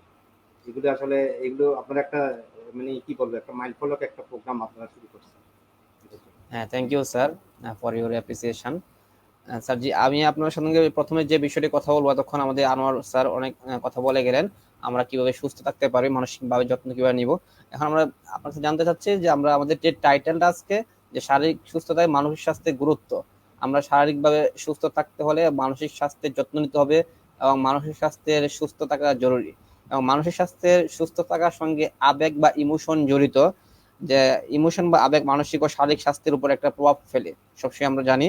মেন্টাল বা ফিজিক্যাল ওয়েলবিং অনেকাংশে আবেগের সঙ্গে জড়িত। আবেগ বা ইমোশন এই জিনিসটাকে আমরা কিভাবে নিয়ন্ত্রণ করতে পারি স্যার, এই বিষয়ে একটু আপনাকে আলোচনা করার জন্য অনুরোধ করবো। স্যার মাইক্রোফোনটা একটু কাছে নিয়ে কথা বললে হয়তো দর্শকদের জন্য শুনতে একটু ভালো হবে। আচ্ছা, ধন্যবাদ মনির, আবার ধন্যবাদ মনির, এই সুন্দর একটা এই এই সাইকিয়াট্রি বিষয়ক সাইকিয়াট্রিক নার্সিং বিষয়ক প্লাস মেন্টাল হেলথ বিষয়ক একটা সেমিনার বলা যায়, আমাদের একটা ফোকাস ডিসকাশন করতেছে। আমি আমার আগে যারা আলোচনা করছেন, আমি প্রথমে কৃতজ্ঞতা জানাচ্ছি এবং সম্মান, আমি খুব খুব আমি নত চিত্তে সম্মান জানাচ্ছি আমার শ্রদ্ধেয় শিক্ষক জনাব তাসলিমা ম্যাডাম আমাদের মাঝে আছেন। উনি তাসলিমা ম্যাডাম আমার বলা উনি সরাসরি আমার শিক্ষক এক, আর একটা বলা উনি একজন লিজেন্ড সাইকিয়াট্রিক নার্সিং এর বাংলাদেশের একজন এত বড় একজন জ্ঞানী মানুষ। আমি সবচেয়ে বেশি আমার নিজের শরীরে কাঁপতেছে, ম্যাডাম শুনতেছে আমার কথা, আমি ম্যাডামের সামনে, আমি ওনার ছাত্র, আমি এত কথা বলতে পারতেছি কিনা নিজে কনফিউজ হয়ে যাচ্ছে আর কি এক ধরনের। তারপর আমি ম্যাডামকে সশ্রদ্ধ আমি সম্মান জানাচ্ছি। আমি উনি যে আমাদের সামনে আছেন, আমাদের সাথে কথা বলতেছেন, আমাদের সাথে শেয়ার করছেন একসাথে, এটার জন্য। আরেকটা কথা বলতে হচ্ছে, সেটা হলো আমাদের এখানে যারা আপনারা যারা অলরেডি আমাদের যারা আগে যারা কথা বলেছেন already, Afroza madam, Anwar sir খুব সুন্দর, এবং তাসলিমা ম্যাডাম অবশ্যই উনি একজন লিজেন্ড, এবং ওনার স্ট্রাকচার ডিসকাশন সবসময় আমাদেরকে ইন্সপায়ার করে। ওনাদের যে আলোচনাগুলো, এই আলোচনাগুলোতে অনেকাংশে আমরা কিন্তু সাইকিয়াট্রিকের বিভিন্ন দিকগুলো, যেমন ফ্যাক্টরগুলো আলোচনা করতে গিয়ে আমরা অনেক কথা বলে দিচ্ছি। তার ফ্যাক্টরগুলোকে মিনিমাইজ করার জন্য, ফ্যাক্টরগুলোকে মিটিগেট করার জন্য আমরা অনেক সুন্দর সুন্দর আলোচনা কিন্তু করে দিচ্ছি, যেগুলো একদম রিয়েল লাইফে আমরা কিন্তু এক্সপেরিয়েন্স আমাদের। আমরা আমরা এইসব ইভেন্ট থেকে কেউ বের হচ্ছি না, আমরা বের হতে পারতেছি না। আমরা যতই এডুকেটেড হই না কেন, আমরা এই ইভেন্টগুলো প্রতিনিয়ত ফেস করে আমরা কিন্তু এক ধরনের যুদ্ধের মধ্যে আছি, ওয়ান কাইন্ড অফ। এটা কিন্তু অস্বীকার করার কোনো জন্য নেই। এই ধরনের আলোচনাগুলো কিন্তু খুব ফ্যাক্টরগুলো আলোচনা করতে গিয়ে কিন্তু আনোয়ার স্যার এবং আফরোজা ম্যাডাম খুব সুন্দর আলোচনা করছেন, খুব ভালো লাগছে আমার। আবার এখানে একটা কথা হলো, আমরা যে আবেগের কথাগুলো বলতেছি, আবেগটা মানুষের এমন একটা জায়গার একটা অবস্থান। আবেগ কিন্তু প্রাণী মাত্রই কিন্তু আবেগ আছে। আমরা কিন্তু হতে পারে যাদেরকে আমরা সামনাসামনি দেখে, যাদেরকে আমরা অ্যানালাইজ করতে পারতেছি, তাদের হয়তো আবেগটাকে আমরা একটু ডিটারমাইন করতে পারি, কিন্তু অনেক ডিটারমাইন করতে পারি না। কিন্তু আমাদের সাইকোলজিতে বলতেছে আবেগ প্রতিটা জীবনের কাছে, কিন্তু প্রতিটা জীবের কাছে কিন্তু একটা আবেগ কাজ করে। কিন্তু আবেগটা সে কোনো না কোনোভাবে কিন্তু প্রকাশ হয়, অথবা প্রকাশ নাও হতে পারে। কিন্তু এই আবেগ কিন্তু লালন করতে গিয়ে, প্রতিনিয়ত আমরা যে লালন করি আবেগ, এই লালন করতে গিয়ে কিন্তু আমরা কিন্তু বিভিন্ন প্রতিকূলতার সম্মুখীন হচ্ছি। হতে পারে এটা ফিজিক্যালি আমরা এফেক্টেড হচ্ছি, ফিজিক্যালি একটা এনভায়রনমেন্টাল এফেক্টেড হচ্ছে, আমরা আমাদের ওয়ার্ক প্লেসে আমাদের এফেক্টেড হচ্ছে, অথবা আমরা আমাদের পারিবারিক জীবনে আমরা আমাদের এগুলো নিয়ে সম্মুখীন হচ্ছি। সব মিলিয়ে একজন মানুষ তার আবেগ তাড়িত হওয়ার জন্য, আবেগকে অথবা কন্ট্রোল না করতে পারার জন্য অনেক ধরনের সমস্যাগুলো। আমরা যদি আবেগের কথা একটু বোঝার জন্য, যদি আমি আরেকটু সহজ করে বলতে চাই, আমরা আবেগের আগে একটা কথা বলতে হয়, সেটা ফিলিংস। আমি যদি ফিলিংসটা কিন্তু এমন একটা জায়গা, আপনাকে প্রথমে ফিলিংস আসতে হবে। আমার ফিলিংসটা অনেক সময় এই ফিলিংসটা কিন্তু আমাদের এমন না যে কি ফিলিংস হলেই আবেগ হবে, নো, আমি সেরকম বলতেছি না। ফিলিংস থেকে কিন্তু আবেগ একটা সৃষ্টি হয়। তাহলে আমরা প্রতিদিন আমাদের জীবন চলার পথে একটা দিনের মধ্যে 24 ঘন্টা আমরা বিভিন্ন ধরনের ক্রিয়াকর্মের সাথে আমরা কিন্তু জড়িত। তারপর প্রতিটা ফিলিংস কিন্তু আমাদের মধ্যে আছে, তারতেই নয়, প্রতিটা ফিলিংস কিন্তু আবেগের মধ্যে গিয়ে কিন্তু আমাদের আবেগে পরিবেশিত হবে, তা না। আবেগটা কিন্তু একটা জায়গার মধ্যে কিন্তু একটা সময় গিয়ে এই ফিলিংসটা কিন্তু একটা আবেগ তাড়িত করে দেয় আমাকে। প্রতিটা বিষয় না, কিছু কিছু বিষয়, যেই বিষয়টা আমি কিন্তু একটু ডিপলি ভাবতে চাই, যে বিষয়টাকে আমাকে নিজেকে আত্মস্থ করতে চাই, এটাকে অনেক সময় সাইকোলজির ভাষায় আমাদের এটাকে বলা হয় ইন্টারনালাইজ করা। আমি অনেক কথা শুনি, আমি অনেক কথা জানি, আমাকে অনেকভাবে মানুষ অনেক কথা বলে, আমি সব কথাকে আমি কানে নিচ্ছি না, আমি এমন কিছু নিচ্ছি যে জিনিসগুলো আমাকে কিন্তু ইন্টারনালাইজ করতে হচ্ছে। আমি যখন ইন্টারনালাইজ করতেছি, তখন আমি আবেগ তাড়িত হচ্ছি। আমরা হয়তো বেশি ধরনের আলোচনা আমরা করতে পারবো না, আলোচনা না করলে আমি একটা আবেগের পর ফিলিংস এর পরে যে কথাটা, সেটা হলো থিঙ্কিং। আপনি থিঙ্কিং করেন, আপনি ফিলিং করছেন। ফিলিং কিন্তু অনেক সময় বিভিন্ন ধরনের ফিলিং হয়। এটা স্পর্শ করে এক ধরনের ফিলিংস হয়, আবার অনেক সময় আনস্পর্শ করে এক ধরনের ফিলিংস হয়, আবার কথা শুনি এক ধরনের ফিলিংস হয়। ডিফারেন্ট লেভেলের ডিফারেন্ট টাইপের ফিলিংস কিন্তু আমরা কিন্তু আসি। এই ফিলিং গুলো নিয়ে যখন আমাদের মধ্যে কোনো ফিলিংস যদি আমাকে চিন্তা করার মতো কোনো বিষয় হয়, তখন এই চিন্তাটা পড়তে শুরু হয় কিন্তু আমাদের একটা ইমোশন। আমাদের যদি ইমোশনের কথা বলি, ইমোশন কিন্তু খুব একটা ইন্টারেস্টিং ম্যাটার। ইমোশন কিন্তু দুই ধরনের, আমরা ইমোশনকে সাইকোলজির ভাষায় আমরা দুই ভাগে ভাগ করে ফেলতে পারি। আমরা অনেকে কথা বলি, স্যার ইমোশন মানে কি আসলে কি মানুষ কিন্তু এফেক্ট করে? অবশ্যই না, ইমোশন মানে কিন্তু এফেক্ট করতে হবে না। কিছু কিছু ইমোশন আমাদের দরকার আছে, আবার কিছু কিছু ইমোশন এগুলো কিন্তু দরকার নেই, তারপরে কিন্তু আমি কিন্তু সেগুলো নিয়ে প্রতিনিয়ত ডিল করি। হ্যাঁ, এই ডিল করার মধ্যে কিন্তু এটা কিন্তু একটা ব্যাড এফেক্ট আছে। এটা ফিজিক্যালি এফেক্ট আছে। এটা ফিজিক্যালি এফেক্ট হতে এমন হতে পারে, এটা কিন্তু আমাকে এনভায়রনমেন্টালি এফেক্ট আছে, এটা আমার ওয়ার্ক প্লেসে ডিস্টার্ব করে, এটা আমার ডেইলি লাইফ ডিস্টার্ব করে, ইন্টারফিয়ার করে, এই জন্য আবেগও আছে। সেই জন্য মনির একটা প্রশ্ন ছিল, তাহলে আবেগকে আমরা কিভাবে কন্ট্রোল করবো? তাহলে আমরা যদি এখানে দুই ধরনের আবেগের সাথে আলোচনা করি, দুই ধরনের আবেগের মধ্যে একটা আবেগ আমরা একটাকে বলি পজিটিভ ইমোশন, আর একটা যদি বলি আপনার নেগেটিভ ইমোশন। তাহলে আমাদের পজিটিভ ইমোশন যেমন আমাদের দরকার আছে, পাশাপাশি এই পজিটিভ ইমোশন গুলোই কিন্তু আমাকে কিন্তু নেগেটিভ ইমোশনকে মিনিমাইজ করার জন্য কিন্তু এক ধরনের কিন্তু সহায়তা করে। তাহলে আমাকে আগে বুঝতে হবে আমাদের পজিটিভ ইমোশন কি, কোনগুলোকে আমরা পজিটিভ ইমোশন বলি। পজিটিভ ইমোশন যেমন জয়, আমরা কিন্তু হ্যাপি, আমরা সুখী, হ্যাঁ, আমাদের একটা ভালোবাসা লাভ আমাদের দরকার আছে। আমরা লাউটার, আমরা হাসি ঠাট্টা করবো, আমরা উপহাস করবো, আমরা একটা মজা করবো, আমাদের একটা সময়, আমাদের ফান করার একটা সময় আছে। এই যে ফান করা, এই যে লাভ, এই যে লাউটার, এই যে জয়, এই যে আনন্দ করা, এই যে হোপ, আমাদের একটা আশান্বিত আমরা আমরা প্রতিটা সময় আমরা কিন্তু আশা নিয়ে বেঁচে আছি। আমরা একটা মনে করি, হ্যাঁ আমি আমি হয়তো নিরাশ, আমাদের বিভিন্ন কারণে আমরা কিন্তু আমাদের কিন্তু একটা ফ্রাস্ট্রেশন কাজ করে। এই ফ্রাস্ট্রেশনটা কিন্তু আমরা এক জায়গায় দিয়ে একটা চিন্তা করছি, হলো আমাদের আশান্বিত আমরা এক সময় এই আশা আমার পূর্ণ হবে। এই আশার উপর ভিত্তি করে কিন্তু আমরা কিন্তু এক সময় কিন্তু মনে করি কি আমার সব সমস্যার সমাধান হবে। তাহলে এই দুই ধরনের ইমোশনে কিন্তু আমাদের কিন্তু আমরা কিন্তু খুব বেশি প্রাধান্য। তার একটা ইমোশন নেগেটিভ ইমোশন। তাহলে নেগেটিভ ইমোশন কি কি? নেগেটিভ ইমোশনগুলো আমরা সবগুলো কিন্তু ফেস করি, নিয়মিত সবাই ফেস করি, এক্সপেরিমেন্টস আছে, আমাদের সবার এক্সপেরিমেন্ট আছে। যেমন আমরা অনেক সময় ফিয়ার, ভয়টা কিন্তু আমাদের জন্য একটা নেগেটিভ একটা ইমোশন। স্যাডনেস, দুঃখ, প্রতিনিয়ত দুঃখ পাচ্ছি আমরা, বিভিন্ন কারণে দুঃখ পাচ্ছি আমরা, বিভিন্ন প্লেসে আমরা দুঃখ পাচ্ছি, আমাদের ওয়ার্কিং এনভায়রনমেন্টে গিয়ে আমরা দুঃখ পাচ্ছি, আমাদের এডুকেশন লাইফে গিয়ে আমরা দুঃখ পাচ্ছি, আমাদের পারিবারিক জীবনে গিয়ে আমরা দুঃখ পাচ্ছি। এই দুঃখ থেকে কিন্তু আমরা কিন্তু বের হতে পারতেছি না। এই দুঃখ ফিয়ার গুলো কিন্তু অনেক সময় কি হয়, আরেক ধরনের একটা ইমোশনের জন্ম দেয়, সেটা হলো কি অ্যাঙ্গার, রাগ। আমরা রাগ, এই রাগ, এই ক্রোধ আমাদেরকে কিন্তু অনেকাংশে কিন্তু আমাদেরকে কিন্তু মানে কি বলবো, আমাদেরকে এমন একটা বিপদের মধ্যে ফেলে দেয়। আপনি রাগের মুহূর্তে কত কথা বলে ফেলছেন, কিন্তু পরে আবার আপনি অনুতপ্ত, আপনি ইন্টারনালাইজ করে যখন দেখতেছেন আমার তো রাগ করা উচিত ছিল না। এই যে আপনি তাহলে কন্ট্রোলটা আপনার জন্য কিন্তু উচিত ছিল আপনাকে, কিন্তু একটা সময় এই ক্রোধটাকে আমরা কখন কিন্তু কন্ট্রোল করতে পারি না। আমরা এই যে ফিয়ার স্যাডনেস গুলো, অনেক সময় ফিয়ার, আপনি ভয় পেতে এমন একটা জায়গায় চলে গেছেন, তখন এই ভয়কে দূর করার জন্য আপনাদের আরেকজনের ক্রোধ সৃষ্টি। এই যে সাইকোলজিক্যালি যে ইভেন্ট গুলো, এই ইভেন্ট গুলো কিন্তু এই আবেগের তাড়িত হয়ে কিন্তু আমরা এগুলো কিন্তু সৃষ্টি হয়, আমাদের ভিতরে সৃষ্টি হয়। আমরা কিন্তু অনেকাংশে আমরা ফিজিক্যালি অনেক প্রবলেমে আমরা পড়ে যাই। যেমন আমরা বলি, যদি এই নেগেটিভ ইমোশন গুলো আমাদেরকে যদি ডিস্টার্ব করে, এই নেগেটিভ ইমোশন গুলো আমরা যদি লালন করি, তাহলে কোন কোন ধরনের প্রবলেম গুলো হয়। আমরা অনেক সময় দেখা যাচ্ছে আমাদের হার্টবিট বেড়ে যায়, হার্টবিট বেড়ে যেতে পারে, হার্টবিট কমিয়ে যেতে পারে, আবার অনেক ব্লাড প্রেশার চেঞ্জ হতে পারে। আমরা এটা কিন্তু এগুলোর সাথে কিন্তু আমরা প্রতিনিয়ত কিন্তু এগুলো কিন্তু আমরা দেখি, আমাদের এক্সপিরিয়েন্স আছে।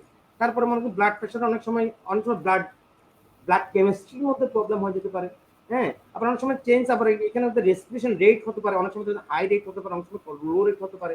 আবার অনেক সময় মেটাবলিক চেঞ্জ যেগুলো হয়, আমরা বেশি আবেগতাড়িত হওয়ার পরে আমরা খাওয়া দাওয়া ঠিক মতো করি না, আমাদের মধ্যে খাওয়ার রেগুলেশন গুলো ঠিক না, অথবা খেলেও আমরা ঠিক মতো আবার হজম হচ্ছে কিনা সেটা কনফিউজ হয়ে যাচ্ছি। এই যে বিষয়গুলোর সাথে আমরা কিন্তু প্রতিনিয়ত সাফার করি। তবে সবচেয়ে যেটা বড় হয়, আমরা যারা নার্সিং প্রফেশন আছি, আমার দুই ধরনের অ্যাডভাইস থাকতে পারে, আমার দুই ধরনের অ্যাডভাইসের কথা আমরা বলতে পারি। একটা কথা বলতে পারি, আমরা নার্সিং পার্সোনালরা আমরা কিভাবে, আমরা নার্সিং পার্সোনাল মানে একজন হিউম্যান বিইং। আপনি কিন্তু মানুষের বাইরে না, আমি মানুষের বাইরে না। আমাদের সবার কিন্তু আমাদের একটা জায়গায় ইমোশনগুলো আমাদের কন্ট্রোল করতে হবে। আমাদের ইমোশন কন্ট্রোল করতে আমাদের সবচেয়ে লাভ বেশি। কেন?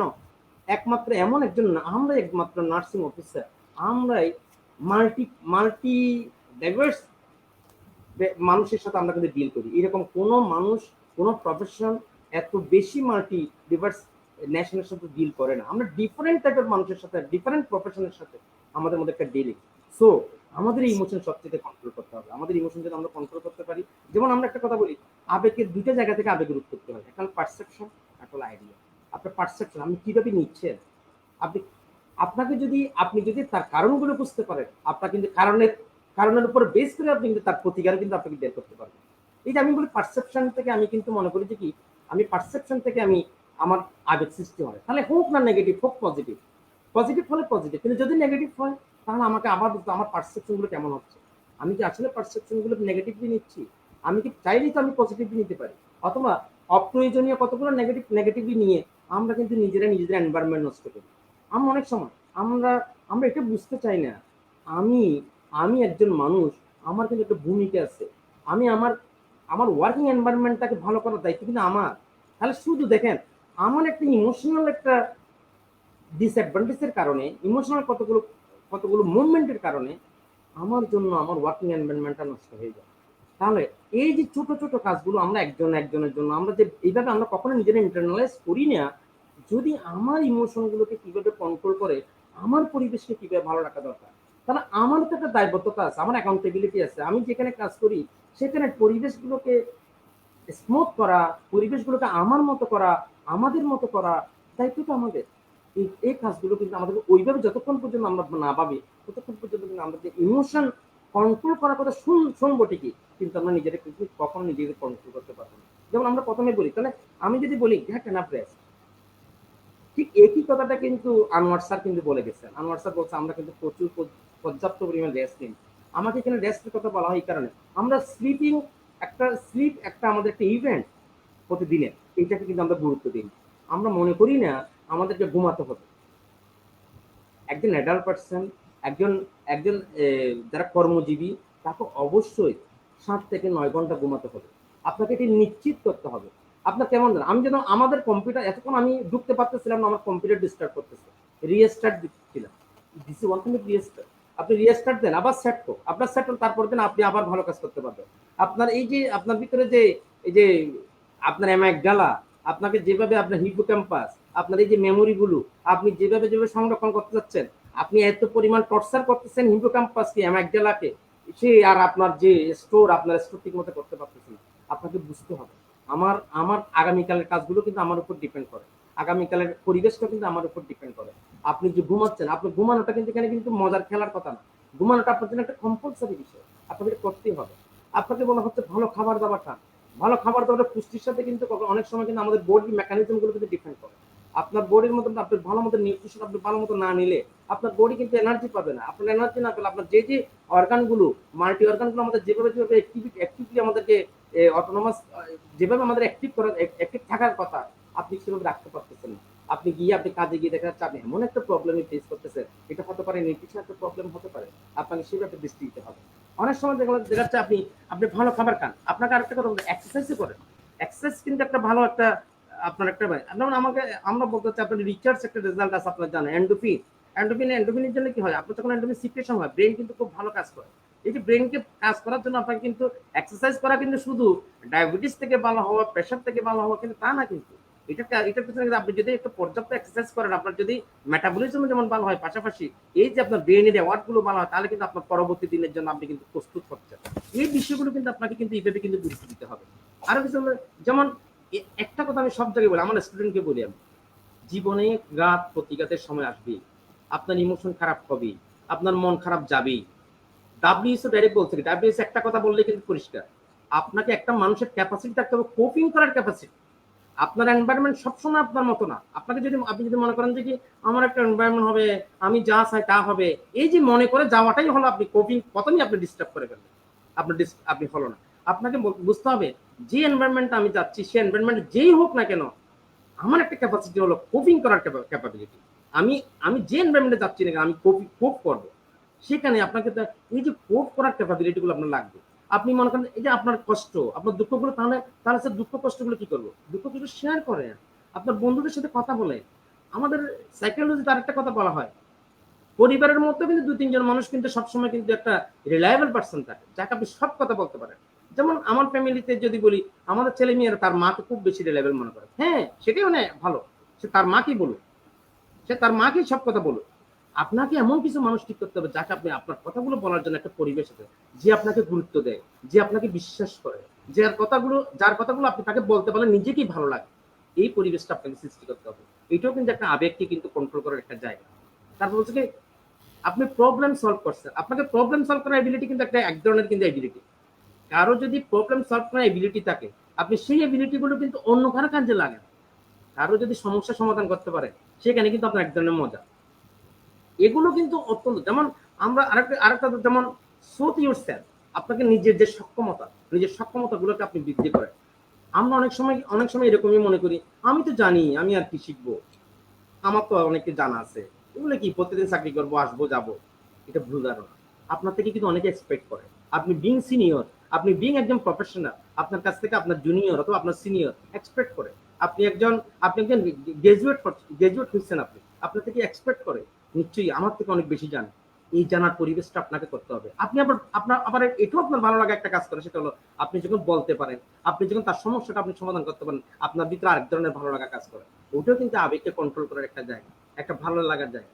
এই জায়গাগুলো এখানে কিন্তু আবেগের কথা বলতে বলতে আমরা কিন্তু একটা জায়গায় কিন্তু আমরা সিগমন্ড ফ্রয়েডের কথা কিন্তু আমরা কিন্তু ভুলে যাচ্ছি। সিগমন্ড ফ্রয়েড উনি কিন্তু এমন একজন সাইকোলজিস্ট, যিনি কিন্তু ওয়ার্ল্ডে কিন্তু সারা জাগানো একজন সাইকোলজিস্ট। উনি মানুষের এই যে আবেগগুলো, মানুষের এই যে কনসাসনেস গুলো, মানুষের পার্সোনালিটি গুলো উনি কিন্তু খুব সুন্দরভাবে বিবরণ দিচ্ছেন। এখান থেকে কিন্তু কেউ আমরা বের হতে পারিনি এখনো পর্যন্ত, স্টিল নাও। এখনো এটাকে অ্যাভয়েড করে দেওয়ার কোনো, যেমন আমরা বলছি কি পার্সোনাল স্ট্রাকচার, আমরা পার্সোনাল স্ট্রাকচার কিন্তু উনি করে দিচ্ছেন। উনি বলছে ইগো, সুপার ইগো। আপনাকে কিন্তু এই জায়গাগুলো কিন্তু দেখেন, আপনি এখান থেকে যদি বুঝতে পারেন যে আপনি কোন জায়গাটা আছেন, আপনি তখনই আপনাকে আপনি কন্ট্রোল করতে পারবেন। আমরা অনেক সময় এগুলোকে কিন্তু কম গুরুত্ব দিন। জন্মগতভাবে মানুষ কিন্তু তার স্বভাবগতভাবে সে যে ডিমান্ড গুলো করে, এটাকে বলে ইনস্টিংক্ট স্ট্র্যাটিফিকেশন। মানে আমি এক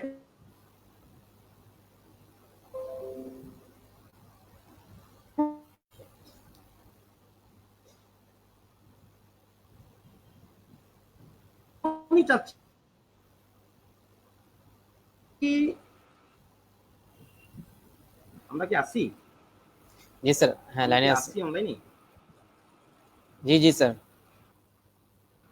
আসি, ওকে, থ্যাংক জি ইউ। স্যার, হ্যাঁ শুনতে পাচ্ছি স্যার।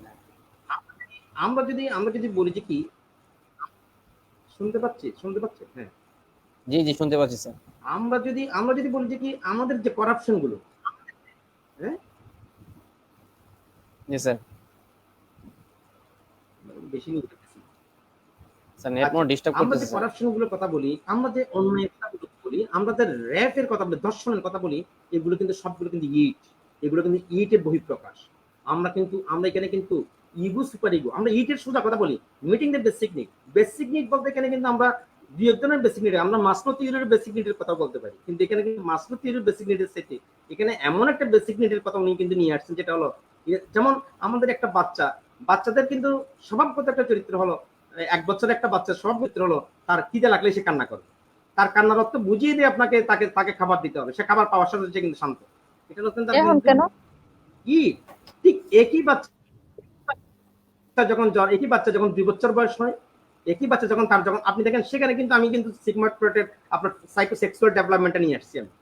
সেখানে কিন্তু সাইকোসেক্সুয়াল ডেভেলপমেন্টে কি বলে যে কি একটা 2 বছরের বাচ্চা সে যখন স্ট্রোল পাস করতে যায়, তখন কিন্তু সে কিন্তু তার আগের মতো সে যেমন কান্না করে কিন্তু বসে থাকে না, সে কিন্তু ধৈর্য ধরে তাকে ব্যাট প্যানটা দেওয়ার পর্যন্ত। তার অর্থটা হলো সে কিন্তু কন্ট্রোল করে।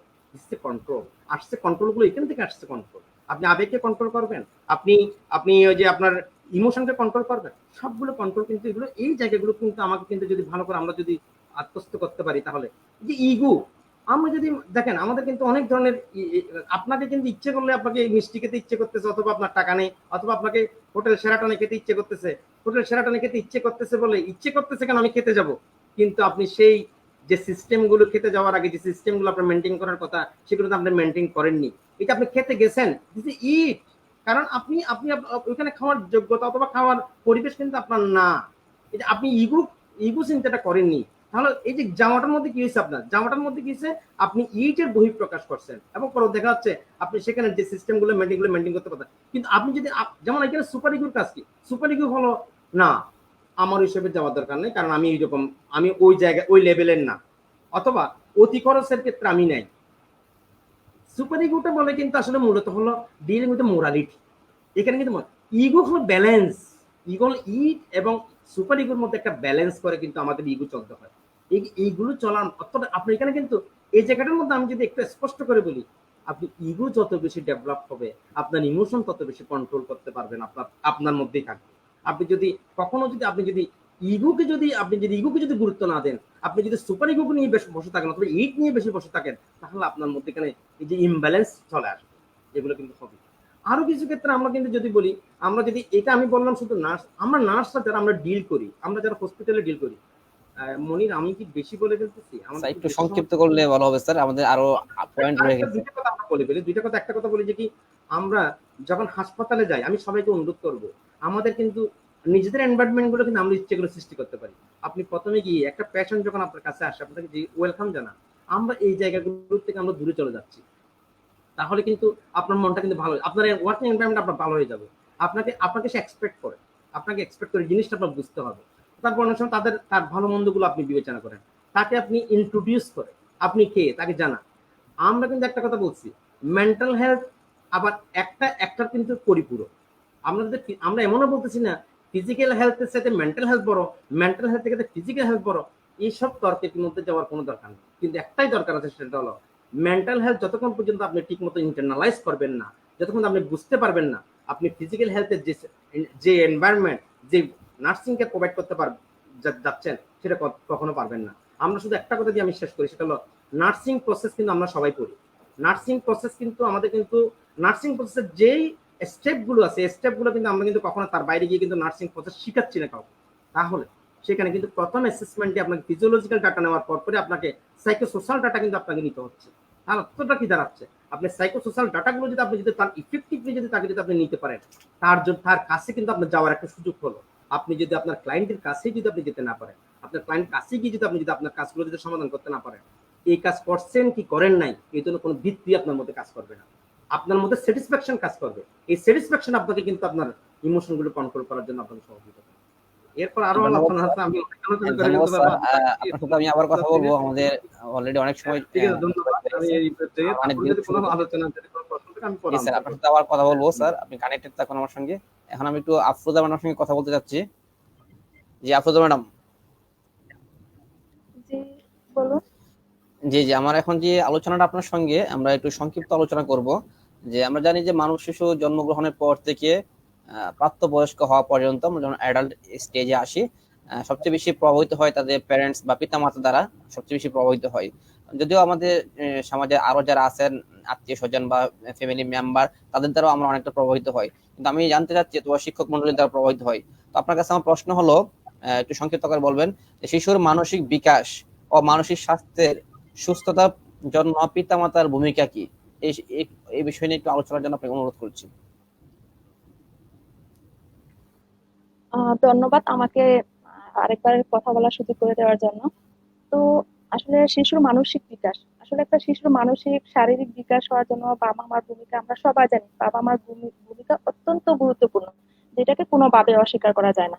তো সে বাবা মা ভূমিকা যেহেতু অনেক বেশি, তো আমরা বাবা মা হিসাবে যে সবসময় আমাদের সন্তানের যে ভালো করবো তা না। এখানে আবার আমরা যখন অনেক কিছু সন্তানের জন্য করি, সন্তানের জন্য আমরা যা করতে চাই, সব যে সব সময় যে আমাদের যা আমরা করি তাদের জন্য সব লিগে তা কিন্তু না। আমাদের মধ্যে অনেকে আছেন বলে, এটা হচ্ছে আমাদের ডিপেন্ড করে প্যারেন্টিং স্টাইলের উপরে। প্যারেন্টিং স্টাইলটা হচ্ছে পিতা মাতা কোন ধরনের এবং তারা তার বাচ্চাদের বা শিশুদের সাথে কোন ধরনের আচরণ করবে সেটার উপর। আসলে অনেকে মনে করেন যে আসলে বাবা মার আবার ধরন কিসের, বাবা মা তো বাবা মাই। আসলে তা না। সেই ধরন অনুসারে আমরা আমাদের সন্তানের যে যত্ন নিব বা সন্তানের বিকাশের জন্য যেই কৌশলগুলো আমরা অবলম্বন করব একটা সন্তান জন্মের পর থেকে, সেই কৌশলগুলা হচ্ছে শিশুর মানসিক এবং শারীরিক বিকাশ দুইটার জন্যই অত্যন্ত গুরুত্বপূর্ণ। মেনলি মানসিক বিকাশের জন্য। শারীরিক বিকাশের জন্য বিকাশটা আমরা সহজে দেখতে পারি, যেমন আমার বাচ্চা খাচ্ছে কিনা, বাচ্চার জ্বর আসছে কিনা, সর্দি কাশি হয়েছে কিনা, সেই জিনিসগুলা দেখি। বাট মানসিক যে একটা বিকাশ, যেটা তার মেন্টাল ডেভেলপমেন্ট, সে ঠিক মতো সবার সাথে কথা বলতে পারতেছে কিনা বা তার পর্যাপ্ত স্বাধীনতা আছে কিনা, তার বৃদ্ধি হচ্ছে কিনা, জ্ঞান বুদ্ধি ঠিক আছে কিনা, সেই জিনিসটা আসলে আমরা খেয়াল করি না। যেহেতু মেন্টাল মানসিক দিকটা আমরা দেখতে পাই না, সেই জন্য আসলে এটা আমরা অতটা নজরও দিই না। তো শিশুর মানসিক বিকাশের জন্য আসলে আমাদের অনেক কিছুই করণীয় আছে। তো আমি কিছু করণীয় আমি এখানে বলবো। যেটা প্রথমেই বলবো, আমরা আমাদের সন্তানের মানসিক বিকাশের জন্য আমাদের সন্তান যখন আমাদের সাথে কথা বলবো, সেই কথাগুলো অবশ্যই আমরা গুরুত্ব সহকারে শুনবো। কোনোভাবে আমার সন্তান যাতে বুঝতে না পারে যে সে যে কথাগুলা বলছে সেগুলা প্রতি আমার কোনো গুরুত্ব নাই বা আমি আমার সন্তানকে তাচ্ছিল্য করছি, এটা কোনোভাবেই হওয়া যাবে না। তাহলে আমার সন্তানের মানসিক বিকাশে অনেকটাই বাধাগ্রস্ত হবে। দেন আমরা আরেকটা কাজ করতে পারি, সবসময় আমাদের সন্তানরা যে কাজগুলা করবে সেই কাজগুলা সেটা ভালো হোক বা আহ একটু কম ভালোই হোক, সেই কাজগুলার আমরা সাধারণত প্রশংসা করব আমাদের বাচ্চাদের। যদি তারা কোনো ভালো কাজ নাও করতে পারে তাহলে আমরা তাদেরকে তাচ্ছিল্য করব না বা বকাঝকা করব না। বকাঝকা করলে তার মানসিক যে বিকাশ আছে সেই বিকাশটা সাধারণত বাধাগ্রস্ত হবে। আর আমরা কখনোই আমাদের সন্তানদের দোষ খুঁজবো না বা দোষ ধরবো না। আর আমাদের সন্তানরা সবাই মেধাবী একরকম হয় তা না, আবার সবাই কম মেধাবী হয় তাও না। আমাদের বাচ্চারা যে টাইপের যে ধরনের মেধাবী হোক না কেন আমরা তাদেরকে বলবো তোমরা অনেক মেধাবী। তাহলে তাদের যে ব্রেনটা আছে সেই ব্রেনটা সহজে কাজ করবে, দ্রুত কাজ করা শুরু করবে, কারণ সে ভাববে আমার বাবা মা তো আমাকে বলছে যে আমি আসলে ভালো। তখন তার ব্রেনে আসলে ওইভাবে ভালোভাবে পড়ার জন্য বা ভালোভাবে কাজ করার জন্য উম, একটা প্রেসার ক্রিয়েট করবে।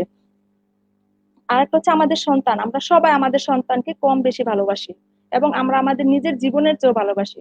এবং সে আমরা যে ভালোবাসাটা আমাদের সন্তানের জন্য আছে আমাদের সন্তানকে বুঝতে দিতে হবে যে আমরা তাদেরকে ভালোবাসি এবং কতটা ভালোবাসি। সেই ভালোবাসা যদি তারা বুঝতে পারে তার বাবা মা, তাহলে তাদের যে বিকাশ, যে কাজ করার বা কিছু করার যে একটা স্পৃহা, সেই স্পৃহাটা আসলে আরো বেড়ে যাবে তার বাবা মার ভালোবাসা দেখে। দেন আমরা আরেকটা কাজ করব, যেটা হচ্ছে যে আমরা আমাদের বাচ্চারা, আমরা অনেক সময় আমাদের বাচ্চাদেরকে বলে থাকি যে তোমাদেরকে পরীক্ষায় ফার্স্ট হতেই হবে বা যে কাজটা করবা সেই কাজটা অবশ্যই অনেক ভালো হতে হবে। আসলে এমনটা কখনো আমাদের বাচ্চাদের সাথে করা উচিত না বা জোর করে কিছু চাপায়া দেওয়া উচিত না। বাচ্চা যে ধরনের রেজাল্টই করুক না কেন তার সেই রেজাল্টকে আমরা তাদেরকে বলবো যে তুমি অনেক ভালো করেছো। সে যতটাই খারাপ করুক না বা করুক বা যতটাই ভালো করুক না কেন অবশ্যই আমরা আমাদের বাচ্চাদেরকে বলবো যে তুমি অনেক ভালো করেছো। এই ভালো করেছো কথাটা শুনলে সে কাজের প্রতি বা পড়াশোনার প্রতি সে উৎসাহ পাবে এবং সে ভালো করে করার জন্য চেষ্টা করবে। জোর করে আমরা আসলে কিছুই বাচ্চাদের উপর চাপিয়ে দিব না। অনেক সময় আমাদের বাবা মাদের মধ্যে সাধারণত এই জিনিসটা দেখা যায় যেটা হচ্ছে আমরা আমরা আমাদের নিজেদের যে জিনিসটা আমরা পাই না সেই জিনিসটা সাধারণত সন্তানের উপর চাপাই দিই। সেই জিনিসটা সন্তানের মাধ্যমে আমরা পাইতে চেষ্টা করি। আসলে এটা কখনোই আমাদের বাবা মা হিসাবে করা উচিত না, যেটা সন্তানের মানসিক বিকাশকে বাধাগ্রস্ত করবে। আর আমরা কি করতে পারি, আমাদের সন্তানকে কখনোই কারোর সাথে তুলনা করব না। যেমন আমার আত্মীয় স্বজন বা তার বন্ধু বান্ধব কারোর সাথে তুলনা করব না যে তোমার বন্ধুরা তো এটা করতে পারতেছে তুমি কেন পারতেছো না, বা সে তো এত ভালো করছে তুমি কেন করতে পারতেছো না। এরকম তুলনা কখনোই আমরা বাচ্চাদেরকে অন্য বাচ্চাদের সাথে করব না। এবং অন্য বাচ্চাদের প্রশংসা বা অন্য কারো প্রশংসা বাচ্চাদের সামনে করব না।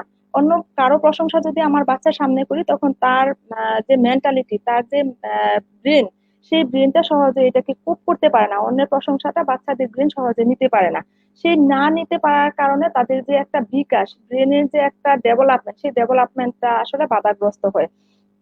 দেন আমরা আরেকটা কি করব, আমরা কখনোই আমাদের বাচ্চাদেরকে বলবো না যে তোমরা এটা করতে পারো না বা তুমি এটা পারবা না। এই কথাটা কখনোই আমরা বাচ্চাদেরকে বলবো না। আমরা আমাদের বাচ্চাদেরকে বলবো যে তুমি আসলে অবশ্যই এটা করতে পারবে, চেষ্টা করো, অবশ্যই তুমি করতে পারবে, এটা অনেক ভালো করে করতে পারবে। এই কথাটা শুনলে আমাদের বাচ্চারা দেখা যাবে সেই জিনিসটা করার জন্য, কাজটা করার জন্য একদম ভালো করে চেষ্টা করবে। আরেকটা জিনিস যেটা হয় সেটা হচ্ছে আমরা আমাদের বাচ্চারা, মানে সবার জীবনে যেমন সফলতা আসে না তেমনি ব্যর্থতাও আসে না। সফলতায় যেমন আমরা খুশি হই, ব্যর্থতায় আমরা কষ্ট পাই। তো আমাদের বাচ্চাদেরকে আমরা এমন ভাবে গড়ে তুলবো যাতে তারা সফলতার পাশাপাশি ব্যর্থতাটাকেও সহজে মেনে নিতে পারে, মানে ব্যর্থতাটাকে তাদের জীবনের সাথে কোপ করতে পারে। সেই জিনিসটা আমরা আমাদের বাচ্চাদেরকে শিক্ষা দিব। তার কোনো ব্যর্থতাকে, বাচ্চারা কোনো কাজে যদি ব্যর্থ হয় এবং করতে না পারে সেই ব্যর্থতাটাকে আমরা সমালোচনা করব না। অনেক সময় দেখা যায় যে ছোটখাটো কোনো সাফল্য হয়, সেই সাফল্য গুলা তো আমরা তাদেরকে সেলিব্রেট করবো, সেই সাফল্য গুলা তো আমরা তাদেরকে অনেক বেশি উৎসাহ দিব যাতে তারা কাজ করার জন্য আরো বেশি উৎসাহ পায়। আর একটা যেটা করব, আমরা আমরা আমাদের বাচ্চাদের সাথে কখনোই বাচ্চাদের সামনে কখনোই কোনো অপরাধ করব না। অপরাধ বা কোনো খারাপ কাজ বা কোনো অপরাধ সেগুলা করব না। অথবা এমনও হতে পারে যে অন্য একজন অপরাধ করে আসছে সেই অপরাধটাকে আমি আসলে মেনে নিচ্ছি, এরকমটা আসলে হওয়া উচিত না। তাহলে দেখা যায় যে আরেকটা হতে পারে, আমরা সাধারণত বাচ্চাদেরকে যে নৈতিকতা, সেই নৈতিকতাটা আমাদেরকে শিক্ষা দিতে হবে। সেই নৈতিকতাটা যখন আমরা বাচ্চাদেরকে শিক্ষা দিতে যাব তখন অবশ্যই আমরা বাচ্চাদের সাথে কোনো মিথ্যে কথা বলবো না, যাতে কোনো মিথ্যে বিন্দু পরিমাণে ছোঁয়া সেখানে না থাকে। এবং আইন কানুন, নিয়ম কানুন, সেই জিনিসগুলো আমরা শিক্ষা দিব বাচ্চাদেরকে ভালো করে। সেই শিক্ষা দেওয়ার মধ্যে হতে পারে এমন, আমরা যখন বাচ্চারা স্কুলে যায় বা কোথাও যায়, বাচ্চাদেরকে নিয়ে আমরা সাধারণত অনেক সময় অনেক জায়গায় যাই। যেমন যখন বাইরে যাব, তখন যখন আমরা রাস্তা পার হব বা আহ, আহ, কোথাও যাব, গাড়িতে উঠবো, তখন তাড়াহুড়ো করে উঠা, আরেকজনকে ধাক্কা দিয়ে আগে উঠা, বা আহ, রাস্তা পার হওয়ার জন্য জেব্রা ক্রসিং ছাড়া এমনিতে জায়গা দিয়ে পার হওয়া, সেই জিনিসগুলো আমরা করবো না। যেহেতু আমাদের ফ্লাইওভার আছে, আমরা আমাদের বাচ্চাদেরকে ভালো জিনিসটাই শিক্ষা দিব, যাতে সবসময় তারা ফ্লাইওভারটা ব্যবহার করে। আবার অনেক সময় এরকমটাও দেখা যায়, আমরা বাচ্চাদেরকে নিয়ে অনেক সময় ব্যাংকে যাই বা স্কুলে বেতন দিতে যাই, অনেক সময় অনেক মারাই সাধারণত মানে আমরা নিজেরাই দেখি যে ওভারটেকিং এর একটা টেন্ডেন্সি থাকে। কিভাবে সেই ওভারটেকিংটা করবে, বাচ্চাকে রাখবে, বলে যে আমি তো এখানে দাঁড়ানো ছিলাম, আমার বিলটা আমি আগে দিব। আসলে আমি কিন্তু এখানে একটা মানে চুপে চাপে একটা অপরাধ করে ফেলছি, সেই অপরাধটা কিন্তু আমার বাচ্চা দেখে ফেলছে। এরকমটা আমরা কখনোই করব না, কাউকে ওভারটেক করে করে আগে যাব বা আমার কাজটা আমি আগে করব, এরকমটা আমরা আসলে কখনোই করব না। দেন আমরা কি করব, আর একটা হচ্ছে সন্তানকে কোনো অবস্থাতে আমরা মারবো না। আমরা বাবা মারা সাধারণত অনেক সময় দেখা যায় যে সন্তান একটা ক্ষুদ্র একদম ছোট্ট একটা ভুল করলো, মানে ধুমধাম চর থাপ্পড় লাগাই দেয়। আসলে এরকমটা কখনোই করা উচিত না, যেটা জি, সরাসরি ধন্যবাদ বাচ্চার ম্যাডাম। ব্রেনে এফেক্ট করে। থ্যাংক ইউ ম্যাডাম আপনার আলোচনার জন্য। আপনার সঙ্গে আবার কথা হবে। আপনি আমাদের সঙ্গে কানেক্টেড থাকুন। আমরা এখন চলে যাচ্ছি আমাদের আলোচক যারা আনোয়ার স্যারের কাছে। এছাড়া তখন আমরা শুনতে পাচ্ছিলাম যে আমাদের মানব শিশু জন্মের পর থেকে তার বিকাশের জন্য শারীরিক ও মানসিকের জন্য আমাদের পিতামাতার ভূমিকা সম্পর্কে আলোচনা করছেন আফরোজা ম্যাডাম। এখন আপনার সঙ্গে আমি আলোচনায় যাব যে বিষয়টি স্বাভাবিকভাবে নর্মালি আমরা একটু আবেগপ্রবণ, আমরা আগে জানি, এবং অনেক কিছু প্রত্যাশা করি, অনেক কিছু স্বপ্ন দেখি, হ্যাঁ, কিন্তু সবসময় সেই স্বপ্ন বা সেই চাওয়াটা আমাদের পূরণ হয় না, কখনো পূরণ হয়, কখনো স্বপ্ন ভেঙে যায়। তখন আমাদের মধ্যে একটা ডিপ্রেশন বা বিষণ্ণতার সৃষ্টি হয়, যার ফলে আমরা অনেক সময় সুইসাইড পর্যন্ত করে ফেলি। আমাদের যাদের আবেগ বেশি বা যারা বেশি ডিপ্রেসড হয়ে যায় কাঙ্ক্ষিত বস্তু না পেয়ে। তো আপনার কাছে আমি জানতে চাচ্ছি যে বিষয়টি আমরা একটু সংক্ষিপ্ত আলোচনা করব, আমাদের অনুষ্ঠানের প্রায় শেষ পর্যন্ত চলে আসছি, যে এই ডিপ্রেশন বা হতাশাকে কাটিয়ে আমরা সুস্থভাবে বেঁচে থাকার জন্য আমাদের করণীয় কি? জি আনোয়ার স্যার। থ্যাংক ইউ মনির সাহেব। এবং যারা আমাদেরকে দেখছেন শুনছেন তাদেরকেও আমাদের পাশে থাকার জন্য অসংখ্য ধন্যবাদ। তো শুরুতে যে জিনিসটা বলবো যে আসলে ডিপ্রেশন কাটিয়ে আসার আগে আসলে আমাদের মেন্টাল ডিসঅর্ডার ব্যাপারটা একটু কথা শেয়ার করতে যাচ্ছি। আমরা আসলে জন্মগত ভাবেই যখন জন্ম হই, জন্মের পরে থেকে আমরা কেউ বলবো না যে আমাদের কারো মাথা ব্যথা হয় নাই, কেউ বলতে পারবো না। যারই মাথা ব্যথা হয়েছে তাদেরই আমরা ধরে নিই আসলে মেন্টাল ডিসঅর্ডার আছে তাদের মাঝে। কিন্তু পরিবেশ পরিস্থিতি সবকিছুর সাথে যারা অ্যাডজাস্ট করে চলতে পারে তারাই সুস্থ। তো ডিপ্রেশন আসলে এটা একটা মেন্টাল ডিসঅর্ডারের একটা মানে কমন একটা টার্ম। তো এখানে বিভিন্ন রিসার্চে দেখা গেছে যে বিভিন্ন মেডিকেল সায়েন্স এবং ডক্টররাও কিছু ডিজিজের অ্যানালাইজ করেছেন যে এখানে কোনোভাবে এটাকে কিউরেবল না। তার ভিতরে অন্যতম হচ্ছে ডিপ্রেশন।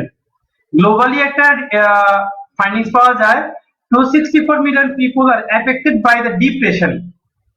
আমাদের পার্শ্ববর্তী দেশ 30 to 60% তারা ডিপ্রেশনে ভুগতেছেন। আমাদের সবকিছু মিলে দেখা যাচ্ছে যে উইমেনরা বেশি এখানে ডিপ্রেশনে ভোগ করে মেয়েদের চেয়ে। তাহলে ডিপ্রেশনটা কি, এটা আসলে আমাদের সর্বদাই আমাদের জানার বিষয়। আসলে ডিপ্রেশন হচ্ছে এটা mental state that is develop by negativity. কিভাবে আসে?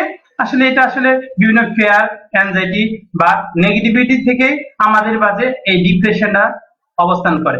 তো তারা চিন্তা করে যে আমার ভবিষ্যৎ বলতে কিছু নাই, আমার এখন আমাকে দিয়ে কিছু হবে না, আমার অতীতটা অনেক খারাপ ছিল। তো এইভাবেই তাদের মাঝে আস্তে আস্তে ডিপ্রেশনে পরিলক্ষিত হয়।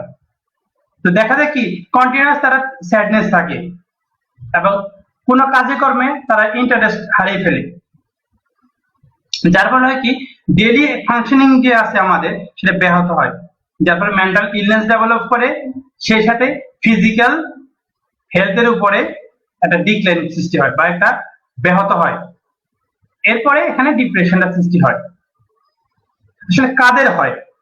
এই যে আমরা বললাম মেন্টাল ডিসঅর্ডার আছে, যাদের সবার মাথা ব্যথা আছে তাদের মেন্টাল ডিসঅর্ডার আছে। তো এখানে ডিপ্রেশন কাদের হয় যে সেটা বলতে বোঝায় আসলে যাদের ভিতরে আসলে নেগেটিভিটি জিনিসটা সবচেয়ে বেশি, যে কোনো কাজের ক্ষেত্রে তাদের অনীহা জিনিসটা পাওয়া যাচ্ছে। উইক মেন্টালিটি মানে নিজের প্রতি মানে আত্মবিশ্বাসটা নেই, তাদের ভিতরে ডিপ্রেশনের সৃষ্টি হয়। আবার মিন মাইন্ডেড, মানে কোনো কিছু বললে তার মাইন্ড করে ফেলে। আর সেলফিশ টাইপ, মানে শুধু নিজের কথাই ভাবে, সবসময় নিজের কথাই ভাবে। আর পুর সেলফ এস্টিম, নিজের প্রতি যে একটা আত্মবিশ্বাস বা আত্মকেন্দ্রিক যে জিনিসটা আছে সেটা সে হারিয়ে ফেলে, এবং সেলফ কনফিডেন্স তাদের কম। বেসিক্যালি আসলে আমরা ডিপ্রেশন কাদেরকে দেখতে পারি, যাদের কোয়ালিটি গুলো মূলত হচ্ছে যারা ফেলিওর টাইপের, যারা কোনো কিছুতে তাদের নিজেদের আত্মবিশ্বাস নাই এবং রিজেকশন হয় বিভিন্ন রিলেশনশিপ, সেটা হতে পারে লাভ রিলেশন হতে পারে বা ফ্যামিলি বন্ডিং এর যে রিলেশনশিপটা হতে পারে। আর একটা জিনিস হচ্ছে তারা ইন্ট্রোভার্টেড টাইপের, ইন্ট্রোভার্টেড ইন নেচার, তারা হচ্ছে কোনো কিছু নিজের শেয়ারিংটা থাকে না তাদের, এবং স্লো টকিং, তারা খুবই কম কথা বলে।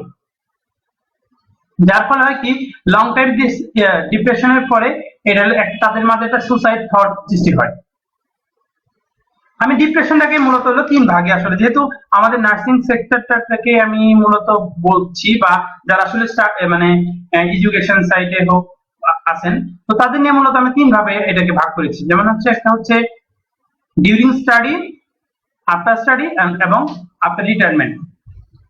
ডিউরিং স্টাডিতে কেন হচ্ছে এটা, তাদের ভিতরে মানে আমার একটা রিসার্চ ছিল, সেটা হচ্ছে psychological self care under graduate nursing student. তো সেখানে একটা জিনিস দেখা গেছে যে তাদের ভিতরে হোম সিকনেসটা থাকে, সবসময় বাড়ির কথা চিন্তা করে, নিউ এনভায়রনমেন্ট পায়। কারণ আমরা যারা নার্সিং এ যারা আছি, তো তারা সবাই মানে নিজেদের বাড়ি থেকে এসেই মানে কোনো না কোনো একটা প্রতিষ্ঠান, গভর্নমেন্ট হোক বা প্রাইভেট হোক, সেখানে আমাদের পড়তে হয়। তাদের জন্য নিউ একটা কারিকুলাম থাকে। আমরা আসলে নার্সিং এ যারা আসি তার ম্যাক্সিমাম তারা হলো মানে বাংলা মিডিয়াম থেকে আসি, ইংলিশ তাদের জন্য একটা ভয় থাকে, একটা ল্যাঙ্গুয়েজ ব্যারিয়ার থাকে। আর সেক্ষেত্রে অনেক সময় হয় কি, এখান থেকে ড্রপ আউট হয়ে যায়, অনেকে চলেও যায় নার্সিং থেকে। তো তাদের জন্য আসলে আমাদের যেটা করণীয় সেটা হচ্ছে যারা প্রতিষ্ঠানগুলোতে টিচার হিসেবে আছেন, তো তাদের স্টুডেন্ট কাউন্সিলিং বিষয়টা অনেক গুরুত্বপূর্ণ। তাদেরকে যদি শুরু থেকে তার কাউন্সিলিংটা তাদের মানে কি করতে যাচ্ছে বা তার ফিউচার কি হবে, জাস্ট বেনিফিট নিয়ে যদি তার সাথে আলোচনা করা হয় এটা। আবার যারা উইক আছে, তো তাদেরকে বলবো যে তাদের জন্য একটা এক্সট্রা ক্লাসের ব্যবস্থা করা, তাদেরকে কাউন্সিলিং মাঝে ফান্ডিং করা, বিভিন্ন টিচাররা যদি তাদের উইক স্টুডেন্টদেরকে ফাইন্ড আউট করে যদি আলাদা একটা ক্লাসের ব্যবস্থা করে, তাহলে তাদের ভিতরে এই জিনিসটা ডিপ্রেশন জিনিসটা ধারণ করবে না। আর তাদের প্রতিটা প্রতিষ্ঠান রিক্রিয়েশন ফ্যাসিলিটি রাখতে হবে। আর ডিউরিং স্টাডির পরে হচ্ছে আফটার স্টাডি, তারা যখন মানে স্টাডি করে তাদের ভিতরে হাই অ্যাম্বিশন থাকে, আমি নার্সিং শেষ করার সাথে সাথে এটা হব ওটা হব, বিভিন্ন রকমের তাদের অ্যাম্বিশন থাকে। এখন এতে করে হয় কি, পড়ার শেষে তারা ইনস্ট্যান্ট তারা জব পায় না, এতে করে তারা বিভিন্ন ভাবে তার ডিপ্রাইভ হয়। তারপরে হচ্ছে যে হাই অ্যাম্বিশন যা থাকে এটা ফল ডাউন করে। তারপর ফিনান্সিয়াল ক্রাইসিস, কারণ বাড়িতে টাকা এনে তাদেরকে পড়াশোনা করতে হচ্ছে, না পারে বাবার কাছে চাইতে, না নিজে ইনকাম করতে পারে, এতে করে তাদের মাথায় আস্তে আস্তে ডিপ্রেশনের সৃষ্টি হয়। তো এখানে আমার টিচারদের জন্য যে জিনিসটা বলা, সেটা হচ্ছে যখন ডিউরিং স্টাডিতে থাকে তাদেরকে ওইভাবে তৈরি করা, তারা ফিউচারে কি করতে যাচ্ছে কি হবে এটা নিয়ে যদি তারা ওইভাবে তাদেরকে বলা হয়, তাহলে এই ডিপ্রেশন জিনিসটা তাদের মধ্যে তৈরি হবে না। এর সাথে আবার প্যারেন্টসদেরও কিছু ভূমিকা আছে, তাদের ছেলে মেয়েদেরকে এইভাবে মানে তাদেরকে বোঝাতে হবে যে যাতে করে তারা ডিপ্রেশন না ফিল করে। আফটার রিটায়ারমেন্টের যে জিনিসটা হচ্ছে, আমরা যারা জব করতেছি, জব থাকা অবস্থায় আমাদের অনেক টাকা টাকা দেখা প্রতি মান্থলি একটা স্যালারি পাচ্ছি, যখনই আমাদের রিটায়ারমেন্টে যাচ্ছে মান্থলি যে আর্নিং সোর্সটা আছে সেটা বন্ধ হয়ে যায়। এতে করে হয় কি, তো এতে করে আমাদের উপর একটা বার্ডেন সৃষ্টি হয়, যে যখন ইয়াং ছিলাম বা চাকরি ছিল তখন আমাদের নিজেরা ইনকাম করে বিভিন্ন ফ্যামিলি দেখা হয়। আবার যখন রিটায়ারমেন্টে যায় তখন নিজের হাতে টাকা থাকে না, ছেলে মেয়েদেরকে মানুষ করছি, ছেলে মেয়েদের কাছে হাত পেতে টাকা নিতে হয় আমাদেরকে, তখন মানসিকভাবে তারা ডিপ্রাইভ হয়ে যায়। তো তাদের যেমন দেখা যাচ্ছে যে 1970 সালে একটা রিসার্চে দেখা গেছে মানে আমাদের টোটাল জনসংখ্যা হলো 6 জন হলো ওল্ডার পার্সন হয়।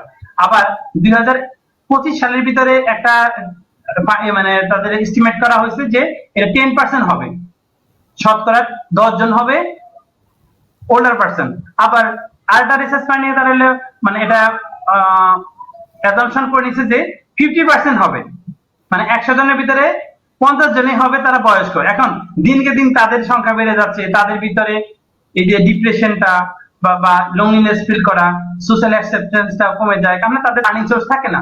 তো সেক্ষেত্রে আমি যেটা বলবো যে আসলে সোশ্যাল সাপোর্ট বাড়ানোর জন্য তাদেরকে রিসোর্স পার্সন হিসেবে ইউজ করা। কারণ তারা বয়স্ক হলেও তারা যে নলেজটা তাদের ভিতরে আছে সেই জিনিসটা যদি সোসাইটিতে ইউজ করা হয় তাহলে কিন্তু ইয়াং জেনারেশনটা অনেক মানে কি বলবো মানে ক্ষতির সাধন থেকে উদ্ধার হতে পারবে। এবং যদি তাদের সেভিং সিস্টেমের ব্যাপারটাও চালু করা যায় বা তাদের কেয়ারিংটা ওইভাবে যে সৃষ্টি করা যায়, এবং আমাদের দেশে যে ওল্ডার হোম গুলো আছে এটার ব্যাপারে যদি সবাই একটু সচেতন হন, যেমন প্রবীণ আছে প্রবীণ হিতৈষী সংঘ, তারা একটা ওল্ড হোম করেছেন এবং গাজীপুরে একটা আছে ওল্ড হোম। তো এরকম গভর্নমেন্টও যদি তারা যদি এই জিনিসটাকে একটা ইনিশিয়েটিভ নেয় তাহলে তাদের এই ডিপ্রেশনটা হবে না। তবে সবকিছু পাশ কাটিয়ে আমাদেরকেও তো চলতে হবে। ডিপ্রেশন আসলে এটা হলো কি সেলফ ক্রিয়েটেড প্রবলেম, আমরা নিজেরা নিজেদেরকে মানে ডিপ্রেশনে ফেলে দিই। যাই হোক, এটা ক্ষেত্রে যদি আমরা ওভারকাম করতে চাই তা আসলে আমাদের পারসেপশন থাকে যে প্রতিটা আমাদের লাইফে যে ইভেন্টস গুলো আসবে সেই ইভেন্ট গুলো আমাদেরকে বুঝতে হবে এবং অ্যাডিকুয়েট সিচুয়েশনাল সাপোর্ট থাকতে হবে এবং কপিং মেকানিজমটা বাড়াতে হবে আমাদের, যাতে করে যে কোনো সিচুয়েশনে আমরা আপসেট না হয়ে যাই। যার জন্য যেমন ফিজিক্যাল এক্সারসাইজটা আমাদেরকে রেগুলার করতে হবে। মূল কথা হলো আমাদের হাসতে হবে এবং হাসাতে হবে। আমরা যদি হাসতে পারি এবং হাসাতে পারি তাহলে আমাদের এই ডিপ্রেশন আমাদের মাঝে অবস্থান করবে না। আর ব্যালেন্স ডায়েট, আমাদের ব্রেনে যদি প্রপার ব্যালেন্স মানে নিউট্রিয়েন্ট গুলো পায় তাহলে আমাদের এই ডিপ্রেশনটা পাস করবে না এবং ফিজিক্যালি আমাদের ভাবে এরকম ডিক্লাইন হবে না। স্লিপিং, আমাদের আগে যে বিশ্বজিৎ স্যার বলে গেলেন, স্লিপিং আমাদের ঘুমানোর অভ্যাসটা ঠিক মতো রাখতে হবে। সারাদিন কষ্ট করবো রাতে একটু ঘুমাবো না তা হবে না, তাহলে আমাদের ডিপ্রেশন। আবার এটা হচ্ছে মিউজিক থেরাপি, যদি আমরা মিউজিক থেরাপিটা ইউজ করতে পারি তাদের জন্য তাহলে ডিপ্রেশন পাবেন ওনারা। আরেকটা জিনিস লাভ থেরাপি। লাভ থেরাপি অবশ্যই এটা জিনিসটা, লাভটা হচ্ছে একটা সোসাইটিতে দেখা গেলো যে একটা মানুষই তার মানে সে কর্মঠ ছিল, সংসার চালাতো, কোনোভাবে সে অ্যাক্সিডেন্ট করলো বা একটা প্যারালাইজড হয়ে গেল, এখন সে হতাশা পড়ে গেছে কি করে আমি এই সংসারে এই করবো, সে বারবার সে সুসাইড করতে চায়। ফ্যামিলি থেকে তার ওয়াইফ বলতেছে দেখো তুমি যদি চলে যাও তাহলে তো আমরা তোমাকে পাবো কোথায়, তুমি ঘরে থাকলেও একটা সান্ত্বনা থাকে যে তুমি পাশে আছো। তাই কি করে সে প্রতিদিন তার কানে কাছে আই লাভ ইউ বলে, এতে করে সে দেখলো না আমার আসলে সোসাইটিতে আমার দরকার আছে কারণ আমার বউ আমাকে অনেক ভালোবাসে। এতে করে আস্তে আস্তে তার ভিতরে যে ডিপ্রেশনের ইটা ছিল সেটা আস্তে আস্তে রিমুভ হয়ে যায়। তো আমরা লাভ থেরাপিটাও করতে পারি। আর বই পড়ার ব্যাপারে আমরা খুব বেশি ইম্পর্টেন্স দিতে পারি, যে বিভিন্ন রকম মনীষী ব্যক্তি আছেন যারা, তাদের বিভিন্ন যদি জীবন কাহিনীটা পড়তে দেওয়া হয় বা তারা যদি এই জিনিসটা পড়েন তাহলে নিজেদের ইন্সপিরেশনটা পাবে।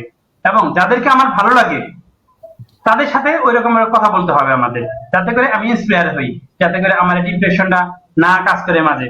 আবার সোশ্যাল মিডিয়াতে বিভিন্ন রকম ডিপ ড্রাইভ হওয়ার মতো অনেক ইনফরমেশন থাকে, তাই আমরা একটা সোশ্যাল মিডিয়া থেকে একটু দূরে থাকবো। যেমন ফেসবুক খুললেই আমি আর বাঁচবো না, পৃথিবী আমার জন্য নয়, তো এমন টাইপের যদি হয় তাহলে সে স্বাভাবিক, এমনি সে তার জন্য জীবন মানে দুর্বিষহ হয়ে পড়ছে, এখানে আবার যদি এই ধরনের মেসেজ দেখে সে তো শেষ। স্ট্রং রিলেশনশিপ ডেভেলপ করতে হবে ফ্রেন্ডস, ফ্যামিলি এবং নেইবারের সাথে। এবং আমাদের যে হাই অ্যাম্বিশনটা সেই হাই অ্যাম্বিশনটা একটু কমিয়ে ব্যালেন্স করে চলা যায় কি করে সেই দিকে একটা আমাদের খেয়াল রাখতে হবে। এবং অ্যালকোহল, যেটা অ্যালকোহলটা হচ্ছে অনেক সময় আমরা ডিপ্রেশনের কারণে ভুলে যাওয়ার জন্য আমরা অ্যালকোহল খাই বা ড্রিঙ্কস করি, তো হয় কি সাময়িক সময়ের জন্য আমি ভুলে যাই, কিন্তু যখন এটা আবার শেষ হয়ে যায় তখন তার চেয়ে বেশি আমাদের ভিতরে এই জিনিসটা ডিপ্রেশন চলে আসে। যেমন হলো এসি, আমরা এসি অনেকে আমরা এসি ইউজার না, যেমন ফ্যামিলিতে অফিসে আমরা এসি ইউজ করি, আমার যদি জবারে হয়তো বা গাড়িতেও থাকতে পারে বা বাড়িতে থাকতে পারে তার জন্য এসি কোনো প্রবলেম না, কিন্তু আমার জন্য বলবো এসিতে সমস্যা। যেমন হচ্ছে আমি যদি এসিতে হসপিটালে কাজ করে থাকি, আমার গাড়িতে এসি নাই, ঘরে এসি নাই, আমি এসিতে বের হলে ঢুকলে অনেক আরাম লাগবে, যখন বের হয়ে আসবে শরীরে আগুন লেগে যায়। তো ওই রকম অ্যালকোহল কনজাম্পশনটা এমন টাইপের, ওই অ্যালকোহলটা কখনো ডিপ্রেশন রিমুভ করা যায় না, সো এটাকে অ্যাভয়েড করতে হবে। সেই সাথে মেডিটেশন এবং ইয়োগা প্র্যাকটিস করতে হবে আমাদেরকে, যাতে করে আমাদের মাঝে ডিপ্রেশনটা কাজ না করে। থ্যাংক ইউ মনীষ সাহেব। জি ধন্যবাদ আনোয়ার স্যার, আপনার অত্যন্ত সুন্দর আলোচনার জন্য। অত্যন্ত বাস্তবমুখী আপনি আলোচনা উপহার দিয়েছেন আমাদেরকে, সেই জন্য আপনাকে ধন্যবাদ। আমরা এখন চলে যাব আমাদের বিশ্বজিৎ বড়ুয়া স্যারের কাছে। আমরা অনুষ্ঠানের প্রায় শেষ পর্যায়ে, আমরা এখন হয়তো অল্প সংক্ষিপ্ত আলোচনা করব। এখন আমি আপনার কাছে যে বিষয়টা আমরা এখন অনেক কথা বললাম, আমরা দর্শকদের কাছে দুঃখ প্রকাশ করে নিচ্ছি, আমাদের তাসলিমা ম্যাডাম হঠাৎ করে অসুস্থ হওয়ায় উনি কমপ্লিট করতে পারছেন না আজকের প্রোগ্রামটা, সেজন্য আমরা দুঃখ প্রকাশ করছি। এবং স্যার, যে আমরা আজকের যে টাইটেলটা ছিল শারীরিক সুস্থতায় আমাদের মানসিক স্বাস্থ্যের গুরুত্ব, সেই গুরুত্বের বিষয়ে একটু কথা বলবেন। পাশাপাশি মানসিক স্বাস্থ্যের সঙ্গে শারীরিক স্বাস্থ্যের সঙ্গে যে লিঙ্ক, যে কোরিলেশনটা কিভাবে সৃষ্টি হবে, কি ধরনের রিলেশন, এবং মানসিক স্বাস্থ্য শারীরিক স্বাস্থ্যকে এবং শারীরিক স্বাস্থ্য মানসিক স্বাস্থ্যকে কিভাবে এফেক্ট করে, এই বিষয়ে সংক্ষিপ্ত আলোচনার জন্য স্যার আপনাকে অনুরোধ জানাচ্ছি। ধন্যবাদ মনির। আমি প্রথমেই আমার শ্রদ্ধেয় শিক্ষক, যিনি আসলে অসুস্থ হয়ে গেছেন, আমি ওনার কাছে কৃতজ্ঞ, উনি যে আমাদের সাথে যোগ দিয়েছিলেন। তারপরও স্যার মাউথ পিসটা একটু কাছে নিয়ে কথা বলবেন। হ্যাঁ, হ্যাঁ, ওনার কাছে আমি খোঁজার শুক্রিয়া জানাই অথবা দোয়া করি স্যার ম্যাডাম যেন সুস্থ থাকেন সবসময়, আমাদের মাঝে আরো অনেক প্রচারণা করেন, ওনার মধ্যে বিভিন্ন থাকেন। হ্যাঁ, মনীষ সাহেবের আপনার একটি সুন্দর প্রশ্ন। এগুলো আসলে যে মেন্টাল হেলথের এই প্রশ্নগুলো এত বেশি ভাইটাল প্রশ্ন, যেমন এগুলো শুনলেও ভালো লাগে, মানে এগুলো লিঙ্কগুলো আমরা খুঁজতে চাই, মানে এগুলো কোথায় কোথায়, কিন্তু এগুলো আমরা সবাই জানি, এগুলো এইভাবে আমাদের সাথে বিভিন্ন কারণে আমরা সম্পৃক্ত। যেমন আমরা যদি একটা কথা বলি, মাইন্ড বডি রিলেশনশিপ, কথাটা কিন্তু mind body relationship is a very important one episode in psychology. সাইকোলজিতে মাইন্ড বডি রিলেশনশিপের একটা ভালো একটা বিশদ একটা আলোচনা আছে। আমরা আমরা যদি বলি মন এবং শরীর দুইটাই কিন্তু সম্পর্কিত। আমরা কেউই কাউকে কিন্তু অ্যাভয়েড করে কাউকে কিন্তু স্বাধীন করানো যাবে না। আমি যদি মনকে যেমন স্বাধীন করতে পারবো না, পাশাপাশি আবার শরীরকে আমি স্বাধীন বলতে পারবো না, দুইটার সাথে কিন্তু একটা সম্পর্ক আছে।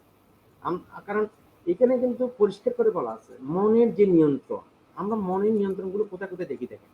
আমরা মন আছে বলে, মন কিন্তু একটা ভেরিয়াস মেন্টাল প্রসেস, একদম বড় একটা মেন্টাল প্রসেসের সাথে কিন্তু সম্পৃক্ত। আমি যে অবজার্ভ করি, আমি যে জানি, আমি চিন্তা করি, আমি ইমাজিন করি, আমি রিমেম্বারিং করি, আমি জাজিং করি, আমি এই যে ডিফারেন্ট অ্যাক্টিভিটিগুলো কিন্তু আমরা কিন্তু আমাদের মধ্য দিয়ে, আমাদের মন দিয়েই কিন্তু আমরা করি। অসুস্থতার কথা পরে, এফেক্টের কথা পরে, আমি চলতেছি আমার চোখ দিয়ে, আমার পারসেপশন ঠিক মতো আছে কিনা, আমি কি পারসেপশন নিয়ে চলতেছি, এই পারসেপশন ডিপেন্ড করে আমার হিয়ারিং পারসেপশন কেমন, আমার অডিটরি পারসেপশন কেমন, আমার আমার অডিটরি পারসেপশনের মধ্যে কোনো সমস্যা আছে কিনা। তারপরে মনে করেন যে এই যে আমার যে পঞ্চ ইন্দ্রিয়গুলো কিন্তু ঠিক মতো কাজগুলো করতেছে কিনা, আমার অর্গানগুলো ঠিক মতো কাজ করতেছে কিনা, এগুলো সবগুলোর ক্ষেত্রে কিন্তু আমরা প্রতিটা ক্ষেত্রে আমি এক্সপেক্ট কি করি, আমি একজন অ্যাজ এ ম্যান আমি কি এক্সপেক্ট করি, আমি এক্সপেক্ট করি অ্যাজ এ হিউম্যান বিইং, আমার যে 11 সিস্টেম আমার বডিতে যে কাজ করে, আমার 11 বডির যে যতটা সিস্টেম আছে, অটোমেটিকলি তারা ঠিক যেভাবে কাজ করা দরকার সেভাবে কাজ করে। এটা কি আমি কাউকে নিয়ন্ত্রণ করি? আল্লাহর কি সৃষ্টি, আমরা কিন্তু কাউকে নিয়ন্ত্রণ করি না। আল্লাহ এমন ভাবে আমাকে সৃষ্টি করছেন, সৃষ্টিকর্তা এমন ভাবে আমাকে সৃষ্টি করছেন, আমার বডির 11টা সিস্টেম কিন্তু আমার অবর্তমানে আমি না বললেও কিন্তু তারা কিন্তু ঠিকই আমাকে কিন্তু এভাবে কিন্তু পরিচালিত করে। মনটাই হলো মূল সমস্যা। মনটা কি করে, মনটার নিয়ন্ত্রণ গুলো আমাকে কিন্তু অনেক জায়গায় প্রবলেম করে। আমি যদি ফিজিক্যাল জন্য কোনো প্রবলেম যখন আমি ফেস করি, স্বাভাবিকলি আমার প্রথমে কিন্তু মনটা কিন্তু খারাপ হয়ে যায়। আমার মনটা কিন্তু পুরোটা নিয়ন্ত্রণ করে কিন্তু আমার কিন্তু ফিজিক্স। আবার অনেক সময় দেখা যাচ্ছে আপনি এই প্রেক্ষাপটগুলো যদি একটু অ্যানালাইসিস করি, এই প্রেক্ষাপট মানে যে প্রেক্ষাপটটা আমরা পার হচ্ছি অথবা পার হয়ে গেলাম, করোনা যে কোভিডের যে 19-এর যে পিরিয়ড গুলো, কি কঠিন একটা মানসিক একটা যন্ত্রণার মধ্যে মানুষ কিন্তু এই সময়টা পার হয়েছে। কোভিড যাদের পজিটিভ হয়েছে, কোভিড যাদের পজিটিভ হয় নাই, this is not a factor, কিন্তু মানুষ একটু আতঙ্কিত, অ্যাপ্রিহেন্টেড মানুষ, কারণ মানুষ বুঝতে পারছে কার গারে আসতেছে, কিভাবে আসতেছে, কখন আসতেছে। কিন্তু এটা কিন্তু মানসিকভাবে কিন্তু মানুষ কিন্তু অসুস্থ হয়ে গেছে। কিন্তু অনেক সময় দেখা যাচ্ছে আমরা কিন্তু যখন আমরা তখন কি বললাম, তখন আমরা সেকেন্ড, আপনারা কিন্তু অনেক প্রোগ্রাম করছেন, আমি ওই প্রোগ্রামগুলো কিন্তু আমি কিন্তু প্রতিনিয়ত আমি দেখছি, আপনারা সবসময় বলছেন আপনারা মানসিকভাবে শক্ত থাকেন।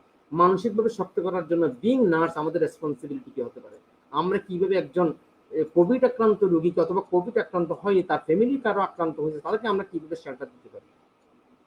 আমাদের একটা প্রচেষ্টা ছিল মানসিকভাবে যদি আমরা যদি শক্ত করে, রোগ হলেও তাকে কিন্তু আমরা একটা জায়গায় কিন্তু দাঁড় করাতে এবং তার একটা ভালো একটা অবস্থান আমরা সৃষ্টি করতে পারবো। আমাদের কিন্তু এটা একটা লক্ষ্য ছিল। তাহলে মাইন্ড অ্যান্ড বডি দুইটাই কিন্তু রিলেশনশিপ কিন্তু অঙ্গাঙ্গিভাবে জড়িত, এখানে কিন্তু কেউ কাউকে কিন্তু আমরা কিন্তু বাদ দিয়ে আমরা পারিনি। আপনি দেখেন, আমরা যখন মনকে যখন আমি যখন অবজার্ভিং করি, আমি যখন জানি, আমি যখন থিঙ্ক, আমার মেমোরি যদি ঠিক থাকে, আমি যদি রিমেম্বারিং করতে পারি, আমি জাজিং করতে পারলে আমার যে লেভেলটা আমাদের মধ্যে সমস্যা, যে লেভেলটা আমার জাগ্রত হয়, সেটা হলো থিঙ্কিং লেভেলটা জাগ্রত হয়, ইমোশনাল লেভেলটা জাগ্রত হয়, এবং সেখানে কিন্তু আমার অ্যাকশন গুলো আমি স্যার কিন্তু আমি নিতে একটু পারি। ইন্টারফেয়ার করি স্যার, সাউন্ডটা মনে হয় স্যার কম হচ্ছে, দর্শক বলতেছে সাউন্ডটা বাড়ানোর জন্য মেবি। একজন দর্শক কমেন্ট করেছে সাউন্ডটা মনে হয় কম স্যার। এখন ঠিক আছে? এখন ঠিক আছে কি? এখন ঠিক আছে? একটু যদি সাউন্ড বাড়ানোর জন্য ভালো হবে দর্শকদের জন্য। আচ্ছা, সরি আমি আচ্ছা আচ্ছা ওকে স্যার, কন্টিনিউ করুন। আচ্ছা আচ্ছা ঠিক আছে, যাক। হুম। আচ্ছা, আমরা এখানে যেটা, যেমন আমরা যদি আমরা যারা হাইপারটেনসিভ পেশেন্ট, আমরা যদি একটা ওয়ার্ডের কথা যদি আমি যদি একটু উদাহরণ দিয়ে দিই, তাহলে কিন্তু আমাদের কিন্তু পরিষ্কার আমাদের কিভাবে মেন্টাল হেলথ কিভাবে ফিজিক্যাল হেলথ এফেক্ট করে, আর ফিজিক্যাল হেলথ কিভাবে মেন্টাল হেলথ এফেক্ট করে, মাইন্ড কিভাবে বডিকে এফেক্ট করে, আর বডি কিভাবে মাইন্ডকে এফেক্ট করে। আমরা যদি একটা কার্ডিওভাস্কুলার একটা ওয়ার্ডের কথা চিন্তা করি, যেখানে কিন্তু পেশেন্ট কিন্তু হঠাৎ করে আসতেছে, হঠাৎ করে এসে কিন্তু পেশেন্ট দেখা যাচ্ছে তার পাশের পেশেন্টটা কিন্তু একসাথে ছিল, হঠাৎ করে তার পাশের পেশেন্ট এক্সপায়ার হয়ে গেল। এই যে তার পাশের পেশেন্ট এক্সপায়ার হয়ে গেল, এটাও কিন্তু একটা পেশেন্ট, কিন্তু তার মানসিক অবস্থাটা কোথায় তখন? তখন কিন্তু তার শারীরিক অবস্থান থেকে তার কিন্তু মানসিক অবস্থাটা কিন্তু সবচেয়ে কিন্তু জরুরি। হ্যাঁ, তাকে কিন্তু রক্ষা করাটা। এই জন্য আমি যদি একদম আজকে বেশি আলোচনা না, একদম সোজা আলোচনা করতে গেলে আমরা একটা কথা বলি, যদি আমাদের ব্লাড প্রেশার উঠে যায়, তাহলে কিন্তু আমাদের প্রথম যেটা হলো মেন্টাল এক্সাইটমেন্ট হয়ে যায়। আমি যেটা ব্লাড প্রেশার রোগী যদি আমরা পাই, তখন দেখা যায় তার মেন্টাল এক্সাইটমেন্ট অনেক বেশি। কারণ অনেক বেশি মানে উনি দেখছেন, ওনার মেমোরিতে আছে এরকম ব্লাড প্রেশার রাইজ হলে মানুষ কিন্তু অনেক সময় স্ট্রোক করে। স্ট্রোক করলে এক সময় স্ট্রোকের মধ্যে মৃত্যু হতে পারে। আবার অনেক সময় ফেটিক, আমরা যারা খুব ফেটিক দেখা যাচ্ছে, খুব বেশি নিরাশ, নামনেস, এইসব পেশেন্টগুলো ইন্টেলেকচুয়াল অ্যাক্টিভিটি গুলো কমে যায়। আপনাকে যদি কোনো জায়গায় দেখতে আপনার কনসেন্ট্রেশন গুলো থাকে না, এগুলো কিন্তু কি হয়, এগুলো মানে বডি মাইন্ডের মধ্যে কিভাবে এফেক্ট করে। অথবা সাডেন ইমোশনাল যে কজ গুলো আছে, সাডেন ইমোশনাল কতগুলো কজ আছে, যে আমি বললাম এমন কতগুলো ইমোশনাল কজ যেগুলো কিন্তু মেন্টালি ইমব্যালেন্স করে ফেলে। আপনি যে কি করবেন না সেজন্য কোনো ডিসিশন নিতে পারেন না। আবার অনেক সময় দেখা যায় কনস্টিপেশন কিন্তু একটা কিন্তু বডিলি কিছু প্রবলেম, এগুলো কিন্তু আমাদেরকে ইরিটেবল করে ফেলে, অস্থির করে ফেলে। দেখা যাবে যে সব মেটাবলিজম প্রবলেম করে ফেলে। ওভার অ্যাকশন থাইরয়েড গ্ল্যান্ড, আবার থাইরয়েড অ্যাকশনের যদি বেশি গ্ল্যান্ড না, তখন কি হয়, এক্সাইটমেন্ট বেড়ে যায়, এবং পেশেন্ট যদি দেখা যাবে চোখের একটা অনেক ধরনের চোখের প্রবলেম হয়ে যায়। এই যে কতগুলো কাজ, এই কাজগুলো কিন্তু আমাদের কিন্তু বডি। আবার একইভাবে আমি যদি বলি মন কিভাবে আবার বডিতে করে, আমি যদি বলি আপনি কিভাবে হাঁটবেন, আপনি কি আপনার মোটিভেশন, আমরা কিন্তু এই কথাটা কিন্তু বলি মোটিভ। একটা মানুষের মোটিভ ডিপেন্ড করে তার অ্যাক্টিভিটি গুলো কেমন হবে। আমার মোটিভের উপর ডিপেন্ড করে আমি কি হেঁটে যাব নাকি আমি গাড়ি করে যাব। আমার ডিসিশন, আমার মোটিভ, আমার ইচ্ছের উপর ডিপেন্ড করে। এটাও কিন্তু মনের একটা নিয়ন্ত্রণ হয়। অনেক সময় নেগেটিভ ইমোশন, আমরা এতক্ষণ থেকে বলতেছিলাম নেগেটিভ ইমোশন গুলো কিভাবে আমাদের কিন্তু ডিস্টার্ব করে। নেগেটিভ ইমোশন গুলো কি, যেমন ফিয়ার, হ্যাঙ্গার, আমাদের মধ্যে স্যাডনেস, আমরা কিন্তু সব বিষয়গুলো দেখা যাচ্ছে। আমি যখন ফিয়ার হই, আমার মধ্যে দেখা যাবে যে তখন আপনি কি হয়, ফিয়ার হলে কি হয়, একটা বাচ্চাকে যদি ভীতি সম্ভ্রস্ত হয়ে যায়, তখন দেখা যাবে তার রুটিন কাজগুলো কিন্তু ইন্টারফেয়ার করে। তার রুটিন কাজগুলোর মধ্যে তার লেখাপড়াটা ইন্টারফেয়ার করে, তার অন্যান্য খাবার দাবার নিয়ে ইন্টারফেয়ার করে। তারপরে মনে করেন যে তার মধ্যে যদি মনে করেন অ্যাঙ্গার, রাগ মানুষ কিন্তু অনেক জায়গাতে কিন্তু বিতাড়িত করে। ইমোশনাল কমপ্লিট গুলো যেমন জেলাসি তো আমাদের জীবন শেষ করে দিচ্ছে। আমি যদি বলি জেলাসি আমাদের লাইফ মার্ডার করে দিচ্ছে।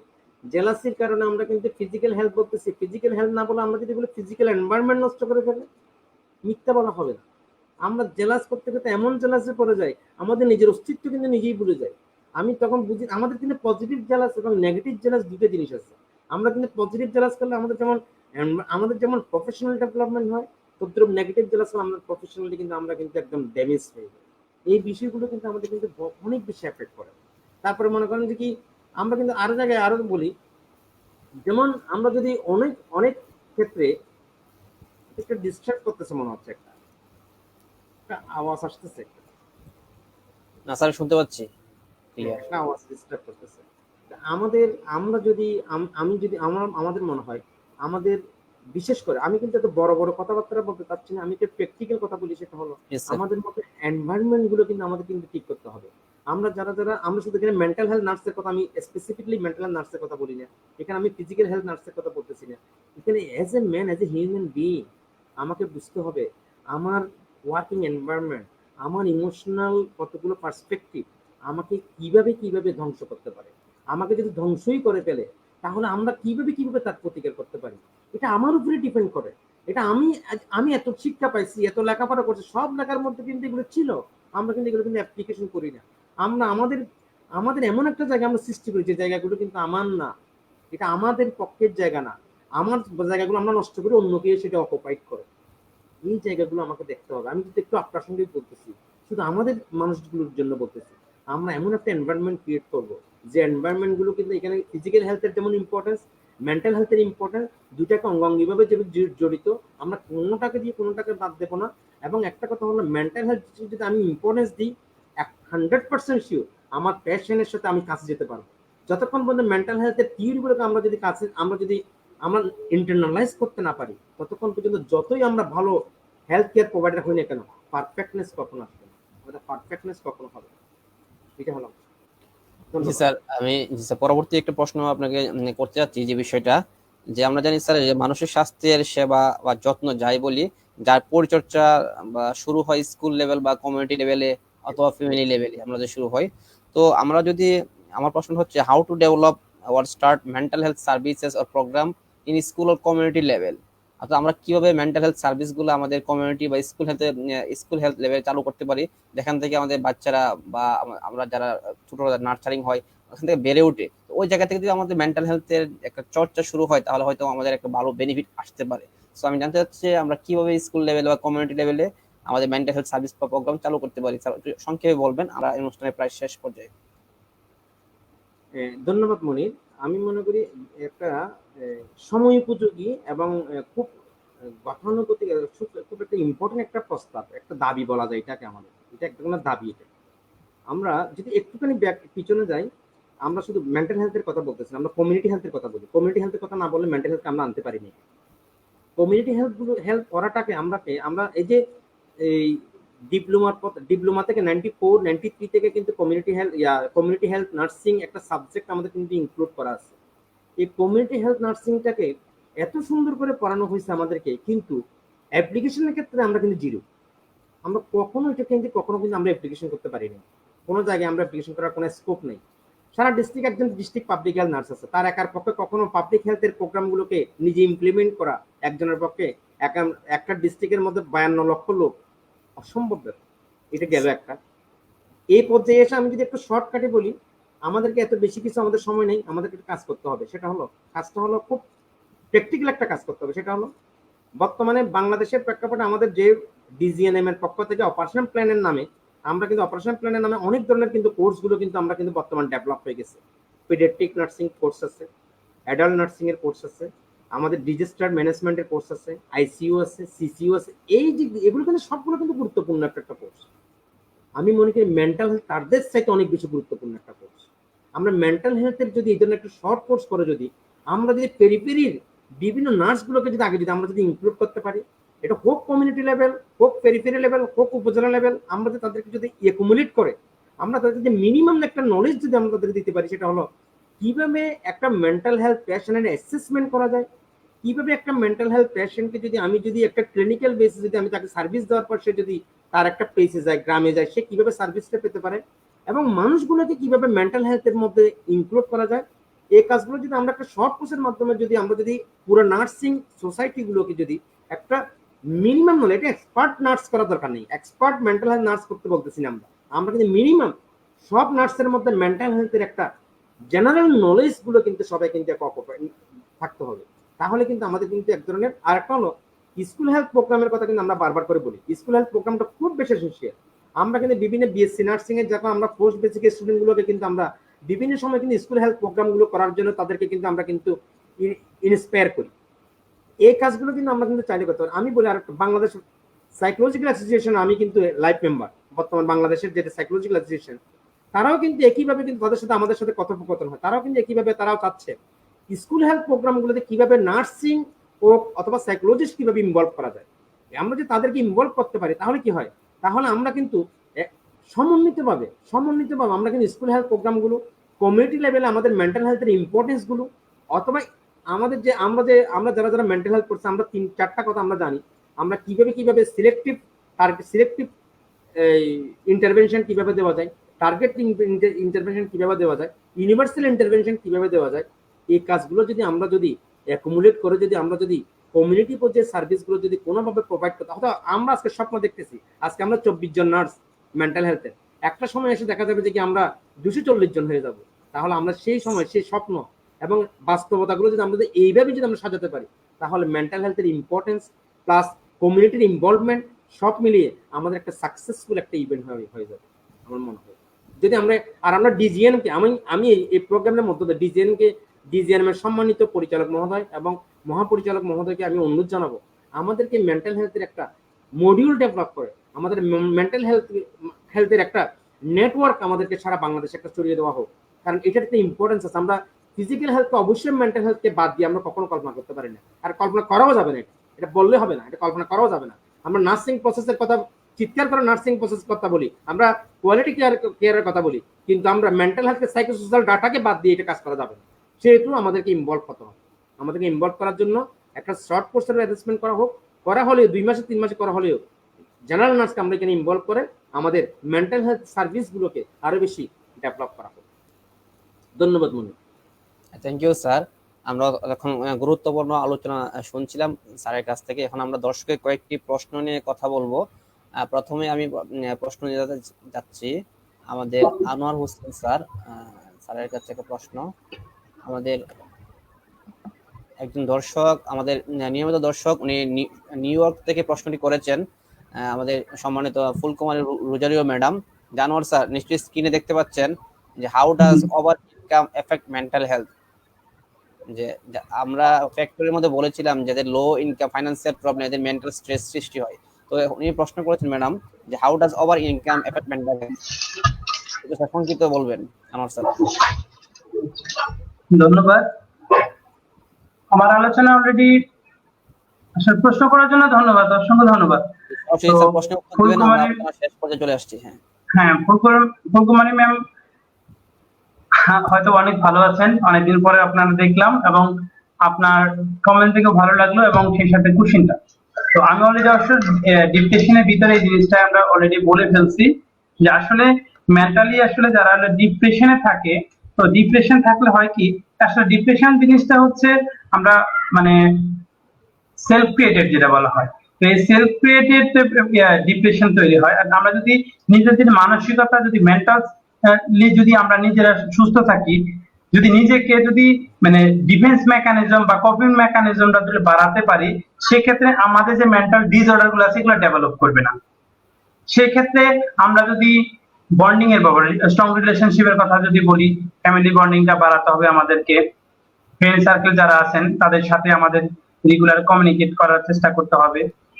তারপরে হচ্ছে আমরা যারা চাকরি করি, আমাদের কলিগ যারা আছেন তাদের সাথে যদি নিয়মিত আমরা গুড রিলেশনশিপটা মেনটেন করি। তারপর যদি আমাদের হেলথের কথা চিন্তা করি, ঠিক মতো আমরা যদি খাওয়া দাওয়া করি এবং সিচুয়েশনাল চেঞ্জের সাথে যদি আমরা অ্যাডজাস্ট করে চলতে পারি, তাহলে আশা করি আমাদের মেন্টাল এফেক্ট যেটা হচ্ছে, মেন্টালি আমরা এফেক্ট হচ্ছে, এই এফেক্টটা হবে না এবং মেন্টালি আমরা সুস্থ থাকবো। ধন্যবাদ। ধন্যবাদ স্যার সুন্দর আলোচনার জন্য। এখন আরেকটি প্রশ্ন স্যার বিশ্বজিৎ বড়ুয়া স্যার, একজন দর্শক প্রশ্ন করেছেন what are the difficulties in implementation of mental health programs in Bangladesh. স্যারটি সংক্ষেপে বলবেন। হ্যাঁ, শৈবাল খুব সুন্দর একটা প্রশ্ন করছেন। শৈবাল, এটা আসলে একদম যুগোপযোগী প্রশ্ন। আমরা যদি এরকম বলি তাহলে তো পলিসির অনেক কথা আমাদের বলতে হয়, তবে আমরা অত কথা সংক্ষিপ্ত আকারে স্যার আমরা শেষ করব। আমাদের আসলে ম্যান পাওয়ার শর্টেজ একটা বড় প্রবলেম। এটা প্রথম হলো একটা ম্যান পাওয়ার শর্টেজ, আর একটা হলো যেখানে 18 আমরা বর্তমান 42,000-এর মতো নার্স কিন্তু আমরা কিন্তু জব করি, তার মধ্যে আমরা কয়জন নার্স কয়জন সিনিয়র স্টাফ নার্স আমরা মেন্টাল হেলথের মধ্যে এক্সপার্ট আছি। এটা একটা বিষয়, এটা আমাদের একটা শর্টেজ। এক সেকেন্ড হলো বাজেট যে পলিসি মেকাররা যে বাজেটগুলো প্রোভাইড করে, সেই বাজেটের মধ্যে আরেকটা হলো পলিসির মধ্যে আমরা কি কিভাবে ডিজাইন করি। ডাব্লিউএইচও আমাদেরকে বলা হচ্ছে, ডাব্লিউএইচও এখন আমাদের বলতেছে যে পলিসিগুলো মেক করা হচ্ছে মেন্টাল হেলথ, সেই পলিসিতে কিন্তু নার্সকে থাকতে হবে, স্টেক হোল্ডার হবে নার্স। কিন্তু আমরা কিন্তু সেই জায়গায় কিন্তু এখন আমাদের সেই জায়গাগুলো কিন্তু আমরা কিন্তু আর্ন করতে পারি না, সেই জায়গাগুলো আমরা আর্ন করতে, এগুলো ডিফিকাল্টিস। আরেকটা হলো কি, আমাদের মানুষগুলোকে আজকে আমি একটু কথা বলে দিই এখানে ইপাকে নিয়ানার থেকে যে স্টুডেন্ট গুলোকে বের হচ্ছে, নিয়ানার যে রিচার্জ, নিয়ানার যে প্রোডাকশন, নিয়ানার যে আউটপুট গুলো, এগুলোকে আমরা ইউটিলাইজ করতে হবে। এগুলো কোনো বিভিন্ন সাবজেক্টগুলো, শুধু আমি মেন্টাল হেলথ বলে কথা না, যে সাবজেক্টগুলো তারা যে স্টুডেন্টগুলো আসতেছে তাদেরকে আমরা যদি সঠিকভাবে ইউটিলাইজ করি, তাদের আমাদের শিক্ষার প্রসার করতে হবে। শিক্ষার প্রসারটা আমাদের আরো অনেক বেশি, আমাদের ভিডিও স্ট্যান্ডার্ড, আমাদের শিক্ষার প্রসার অনেক বাড়াতে হবে নার্সিং এর। জাতিকে যদি উন্নত করতে হয়, সে জাতির শিক্ষা দরকার। নার্স জাতিকে যদি উন্নত করতে হয়, নার্স জাতির শিক্ষাকে দরকার হবে, শিক্ষাকে ডেভেলপ করতে হবে। এই শিক্ষার ডেভেলপমেন্ট যদি ঠিক মতো হয়, সব ডিফিকাল্টিস কিন্তু অনেক জায়গায় কিন্তু মিনিমাইজ হয়ে যায়। জি স্যার। ধন্যবাদ। হ্যাঁ জি, পাশাপাশি আরেকটি আমি আমার একটা ব্যক্তিগত একটা প্রশ্ন দিয়ে শেষ করব। আমরা যদি বলি যে আমাদের যারা যে সকল হসপিটাল বা কমিউনিটি সেটিং আছে, যারা আমরা রোগীদেরকে সেবা দিই, সেখানে প্রত্যেকটা পেশেন্টের কিন্তু মানসিক স্বাস্থ্যের একটা চর্চা সেবা নিতে হয় আমাদের নার্সদের। তো আমরা আমাদের সাধারণ যে নার্স রয়েছেন তাদেরকে আমরা মেন্টাল হেলথের যে সার্ভিস বা ট্রেনিং এর আওতায় কিভাবে আনতে পারি, সংক্ষিপ্ত একটু বলবেন। আমি কিন্তু যদি বলি, আমরা কিন্তু মানে আমরা যদি একটু সোজা করে বলি, সেটা হলো আমরা সবাই যারা যারা নার্সিং ডিপ্লোমা পাস করছি, নার্সিং বিএসসি পাস করছে, তারা কিন্তু মেন্টাল হেলথ সাবজেক্ট করে নাই এমন কেউ বাকি নেই, কিন্তু ইয়েস স্যার। এমন কেউ বাকি নেই। এবং মেন্টাল হেলথ সাবজেক্টের মধ্যে সবচেয়ে প্রথম যে কথাটা হলো, সেটা হলো ক্লায়েন্টের সাথে ইন্টার রিলেশনশিপ ডেভেলপ করতে হবে আপনাকে। আপনি যদি কেয়ার প্রোভাইড করতে চান, কেয়ার প্রোভাইডের প্রথম সত্য হলো আপনাকে inter relationship with a client. আপনাকে এখানে পেশেন্ট বলা যাবে না, উইথ ক্লায়েন্টের সাথে আপনাকে একটা ভালো সম্পর্ক বিরাজমান করতে হবে। আমরা এই জায়গাগুলো আমাদের অন্য কিছু করার দরকার। আমি শুধু প্রতিটা নার্সকে, আমাদের প্রতিটা নার্সিং হোমে একটা অনুরোধ করবো, আপনি শুধু আপনার ক্লায়েন্টের সাথে রিলেশনশিপটা ডেভেলপ করেন। আপনার নার্সিং কেয়ারের প্রতিটা পদক্ষেপ কিন্তু আপনার কাছে ইজি হয়ে যাবে। আপনি রুগীর কাছে যাচ্ছেন না, অথবা আমি রুগীর কাছে যাচ্ছি না, এটা কিন্তু আমাকে কিন্তু অনেক জায়গা থেকে পিছনে নিয়ে আসতেছে। আমার অনেক কিছু আমি কিন্তু ইচ্ছে করলেও আমি প্রোভাইড করতে পারি না। আপনি এই জায়গায় আমাদের কিন্তু নার্সিং মেন্টাল হেলথ পড়ে নাই, সাইকোলজি পড়ে নাই কোনো স্টুডেন্ট বাকি নেই, সবাই পড়ছে। কিন্তু ঘটনাটা হলো আপনাদের পড়াটা না, শুধু এটা অ্যাপ্লিকেশন হতে হবে। এটা আপনার বাস্তব ক্ষেত্রে আপনার অ্যাপ্লিকেশন যদি ঠিক মতো থাকে, তাহলে আমাদের মধ্যে মেন্টাল হেলথের যে ইম্পর্টেন্সটা প্রত্যেকে বুঝে যাবেন। এবং মেন্টাল হেলথ ইম্পর্টেন্সটা যদি আপনি ইন্টারনালাইজ করতে পারেন, তাহলে আপনার নার্সিং কেয়ার, যেই ক্ষেত্রে নার্সিং কেয়ার প্রোভাইড করেন না কেন, আপনার নার্সিং কেয়ারটা হবে অত্যন্ত সুন্দর এবং কোয়ালিটি সম্পন্ন। জি ধন্যবাদ। জি, বলতে আমি চাচ্ছি আরেকটি প্রশ্ন নিয়ে আমি আনোয়ার স্যারকে জিজ্ঞেস করব। আমরা অল্প সময়ে 1 মিনিট বা 2 মিনিট আপনি বলবেন যে আমাদের সাইকিয়াট্রিক নার্স যারা রয়েছে বাংলাদেশে, আমরা অলরেডি স্যার বললেন 24 জন, মিয়ানমার থেকে 15 জন এবং ফরেন কান্ট্রি থেকে 9 জন, 24 জন। তো আমরা প্র্যাকটিস করতে গিয়ে যে সাইকিয়াট্রিক নার্স কি কি ধরনের চ্যালেঞ্জ ফেস করতে হয় আমাদেরকে, যারা আপনার প্র্যাকটিক্যাল ফিল্ড অলরেডি রয়েছেন সাইকিয়াট্রিক নার্স হিসেবে, স্যার একটু অল্প মিনিটে বলবেন। ধন্যবাদ মনির সাহেব। এটা আসলে যুগোপযোগী কোশ্চেন। তো সত্যি বলতে যে জিনিসটা আমরা ফেস করেছি, আমরা আসলে তো মেইনলি প্র্যাকটিকামের জন্য আমরা স্পেশালাইজড মাস্টার্স স্পেশালাইজড এরিয়াতে আমরা সাধারণত প্র্যাকটিকামে যাই। তো যে সমস্যাটা আমাদের ফিল করতে হয় সেটা হচ্ছে, আমরা যেখানে যাচ্ছি আমাদের গাইড করার মতো যে কোয়ালিটিফুল যে একজন প্রিসিপ্টর দরকার, সেই জিনিসটা আমরা খুবই ফিল করি। কারণ হচ্ছে আমরা যারা এমএসসি করছি, তো আমাদের এমএসসি করার ক্ষেত্রে আমাদের লেভেলটা বুঝতে হলে আমাদের কিন্তু মিনিমাম এমএসসি পাস করা যদি একদম প্রিসিপ্টর হয় প্রতিটা স্পেশালাইজড হসপিটালগুলোতে, শুধু মেন্টাল হেলথ কে বলবো না, আমি বলবো আমাদের যতগুলো ফ্যাকাল্টি আছে প্রতিটা ফ্যাকাল্টিতেই যদি এই মাস্টার্স করা যদি একজন করে প্রিসিপ্টর প্রতিটা হসপিটালে সেট আপ করা থাকে, সেই ক্ষেত্রে আমাদের প্র্যাকটিক্যালটা খুবই ফ্রুটফুল হবে। কারণ হচ্ছে আবার আরেকটা জিনিস বলতে চাচ্ছি, আমরা একটা জিনিস ফিল করছি যে আমরা মেন্টাল হেলথ প্র্যাকটিকামের জন্য আমরা যে প্রতিষ্ঠানে গিয়েছিলাম, যে মেন্টাল হেলথ হসপিটাল, তো সেখানে দেখা যায় যে টপ টু বটম কিন্তু সেখানে কিন্তু তাদেরকে ওইভাবে অ্যাসাইন করা নাই। অনেকে আছে মেন্টাল হেলথের উপর কোনো কোর্স করাই নাই। এবং আমি আরেকটা জিনিস অনুরোধ করবো যে আসলে যে প্রবলেমের সাথে আমাদের সঙ্গতি রেখে যে ব্যালেন্স করার জন্য আমাদের যারা পলিসি মেকাররা আছেন, নার্সিং এ যারা পলিসি মেকার আছেন, তাদেরকে আমি অনুরোধ করবো যে স্পেশালাইজড হসপিটাল অনুপাতে তো এখন মানে ঢাকাতে অনেকগুলো হয়ে গেছে, তো এখানে ডক্টর তৈরি হচ্ছে স্পেশালাইজ, কিন্তু আমাদের নার্সিং এর ক্ষেত্রে কিন্তু স্পেশালাইজেশন কিন্তু এখনো পর্যন্ত হয় নাই। হয়তোবা অনেকেই মানে কোর্স করেছেন স্পেশালাইজেশনের উপরে, কেউ কার্ডিয়াক, কেউ পেডিয়াট্রিক্স এর উপরে, যেমন আমরা মেন্টাল হেলথের উপরে। তো তাদেরকে যদি এই স্পেশালাইজেশন অনুপাতে যদি তাদেরকে করা হতো, তাহলে কিন্তু এই সার্ভিসটা অনেক বেশি ইমপ্রুভ করতো। কারণ যে কার্ডিয়াক সাইড থেকে সে স্পেশালাইজেশন হচ্ছে, তাকে যদি নিউরোতে রেখে দেওয়া হয়, সে তো বারবার এমফাসিস দিবে হার্টের সাইডেরটা, কারণ সে শুধু বুঝবে যে নিউরোর সাথে হার্টের সম্পর্ক, অন্য অর্গানের কথাগুলো বেশি খুব একটা গুরুত্ব দিবে না।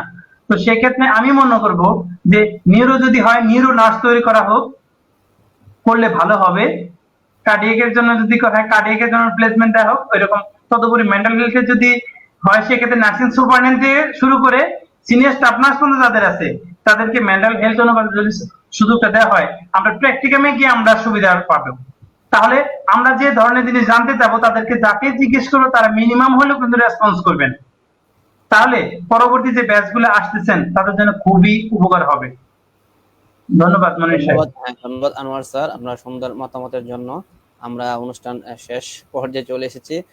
শেষ পর্যায়ে এসে একটা কথা আমি বলতে চাচ্ছি, এতক্ষণ আমরা বিজ্ঞজনদের কাছে আলোচনা শুনলাম যে শারীরিক সুস্থতায় অবশ্যই মানসিক স্বাস্থ্যের সুস্থতা অনেক অত্যন্ত গুরুত্বপূর্ণ এবং জরুরি। কারণ মেন্টাল হেলথের সাথে ফিজিক্যাল হেলথ অঙ্গিভাবে জড়িত, এবং বর্তমান যুগ ডিজিটাল যুগ। আর এই ডিজিটাল যুগে মানুষের মধ্যে একাকিত্ব বাড়তেছে, কমিউনিকেশন করতেছে আমরা ভার্চুয়াল জগতে, আমাদের মধ্যে লার্নলেস বাড়তেছে, ফলে আমাদের মধ্যে ডিপ্রেশন, স্টিগমা, আরো অন্যান্য ওসিডি বা আরো যে রোগগুলো বলি সেই রোগগুলো ডেভেলপ করতেছে, যার ফলশ্রুতিতে আমাদের সুইসাইডের হার কিন্তু ডে বাই ডে বেড়ে যাচ্ছে। তো আমরা এই ক্ষেত্রে দরকার যে আমরা যে পেশেন্টগুলা হসপিটালে ভর্তি হয় বা যারা সামাজিকভাবে বিভিন্ন মানসিক সমস্যায় আক্রান্ত, তাদেরকে যদি আমরা সঠিকভাবে কাউন্সেলিং করা যায় আর্লি স্টেজে, অথবা সাইকোথেরাপি দেওয়া যায়, হয়তো আমরা তাদেরকে সেই রিমোট যে সাইড ইফেক্ট, সুইসাইড বা অন্যান্য আরো ফিজিক্যাল অ্যাডভার্স এফেক্ট বা হার্ট অ্যাটাক বলি বা ডিপ্রেশন থেকে আর অন্যান্য যে রোগগুলো সৃষ্টি হয়, সেই রোগ থেকে আমরা অনেকাংশে কিন্তু কমিয়ে আনতে সক্ষম হব। আর সেই জন্য কাউন্সিলিং এবং সাইকোথেরাপি দেওয়ার জন্য আমাদের প্রয়োজন সাইকিয়াট্রিক স্পেশালিস্ট নার্স। তো অলরেডি বাংলাদেশে 24 জন নার্স রয়েছেন সাইকিয়াট্রিক নার্সিং এর উপরে স্পেশালিস্ট কোর্স করা। আমরা অনুরোধ থাকবে আজকে প্রোগ্রামের মাধ্যমে আমাদের যারা বিজ্ঞজন তারাও বলেছেন যে আমাদের প্রত্যেকটা হসপিটাল লেভেলে যদি সাইকিয়াট্রিক ইউনিট খোলা যায়, যেখানে সাইকিয়াট্রিক নার্সরা থাকবে, তারা বিভিন্ন ধরনের কাউন্সিলিং করে অ্যাটলিস্ট প্রত্যেকটা ওয়ার্ডে যদি একদিন করে যাওয়া যায়, অথবা পেশেন্টদেরকে যারা ভর্তি পেশেন্ট রয়েছে, পেশেন্টের অ্যাটেন্ডেন্স রয়েছে, তাদেরকে হয়তো কিছুটা মেন্টাল সাপোর্ট দিলে এদের যে কারণ আমরা জানি ডিপ্রেশন থেকে কিন্তু আমাদের ইমিউনিটি সাপ্রেস হয়ে যায়। তো আমরা যদি মেন্টালি সাপোর্ট দিতে পারি পেশেন্টদেরকে বা পেশেন্ট অ্যাটেন্ডেন্সদেরকে, তাদের যে ভোগান্তি বা সাফারিংটা অনেকাংশে কমে যাবে। সেক্ষেত্রে আমার প্রস্তাব বা আমাদের প্রোগ্রামের মাধ্যমে আমাদের সম্মানিত ডিজি মহোদয়, আমাদের ডিজিএনএম, আমাদের সরকার, আমাদের স্বাস্থ্য মন্ত্রণালয়, সবার প্রতি আমার অনুরোধ থাকবে, আমাদের একটা প্রস্তাব থাকবে অ্যাটলিস্ট প্রত্যেকটা হসপিটালে সাইকিয়াট্রিক নার্সিং ইউনিট যদি খোলার প্রস্তাবনা রইল, যাতে অনেক অংশে আমাদের যে নার্স রয়েছেন তারা বিভিন্ন ধরনের মানসিক স্ট্রেসে ভোগেন, ওয়ার্ক প্লেস ভায়োলেন্সে ভোগেন, হয়তো তাদের ক্ষেত্রেও আমরা সাপোর্ট দিতে পারবো। সেই আশাবাদ ব্যক্ত করছি আজকে, এবং সবকিছু সবাইকে ধন্যবাদ জানাচ্ছি আজকে যারা আমাদের সঙ্গে যুক্ত হয়েছেন, যারা বিশ্বজিৎ বড়ুয়া স্যার, আমাদের আনোয়ার স্যার, আফরোজা সুলতানা ম্যাডাম, এবং আমাদের অত্যন্ত শ্রদ্ধেয় তাসলিমা ম্যাডাম, যিনি টেম্পোরারি টেকনিক্যাল প্রবলেম এবং শারীরিক অসুস্থতার জন্য শেষ পর্যন্ত আমাদের সাথে কন্টিনিউ করতে পারেননি। সবাইকে ধন্যবাদ জানাচ্ছি, একই সঙ্গে দর্শকদের ধন্যবাদ জানাচ্ছি। এবং এই প্যান্ডেমিক সিচুয়েশনে সবাই আমাদেরকে সময় দিয়েছেন, দর্শক সময় দিয়েছেন। আমাদের প্রত্যাশা থাকবে সবাই এই প্যান্ডেমিক কোভিড-19কে এক পাশে রেখে যতটা সম্ভব মেন্টালি ফিট রাখবে, নিজেরা ফিট থাকবেন, আত্মীয় স্বজনকে সময় দিবেন, এবং আপনাদের মেন্টালি ফিটনেস আপনার ফিজিক্যাল হেলথকে ফিট রাখার জন্য অনেকাংশে হেল্প করবে। সেই প্রত্যাশা রেখে সবাইকে সুস্থতা কামনা করে আগামী পর্ব দেখার আমন্ত্রণ জানিয়ে আজকের মতো এখানেই শেষ করছি। আসসালামু আলাইকুম। ধন্যবাদ সবাইকে, আপনাদেরকে ধন্যবাদ।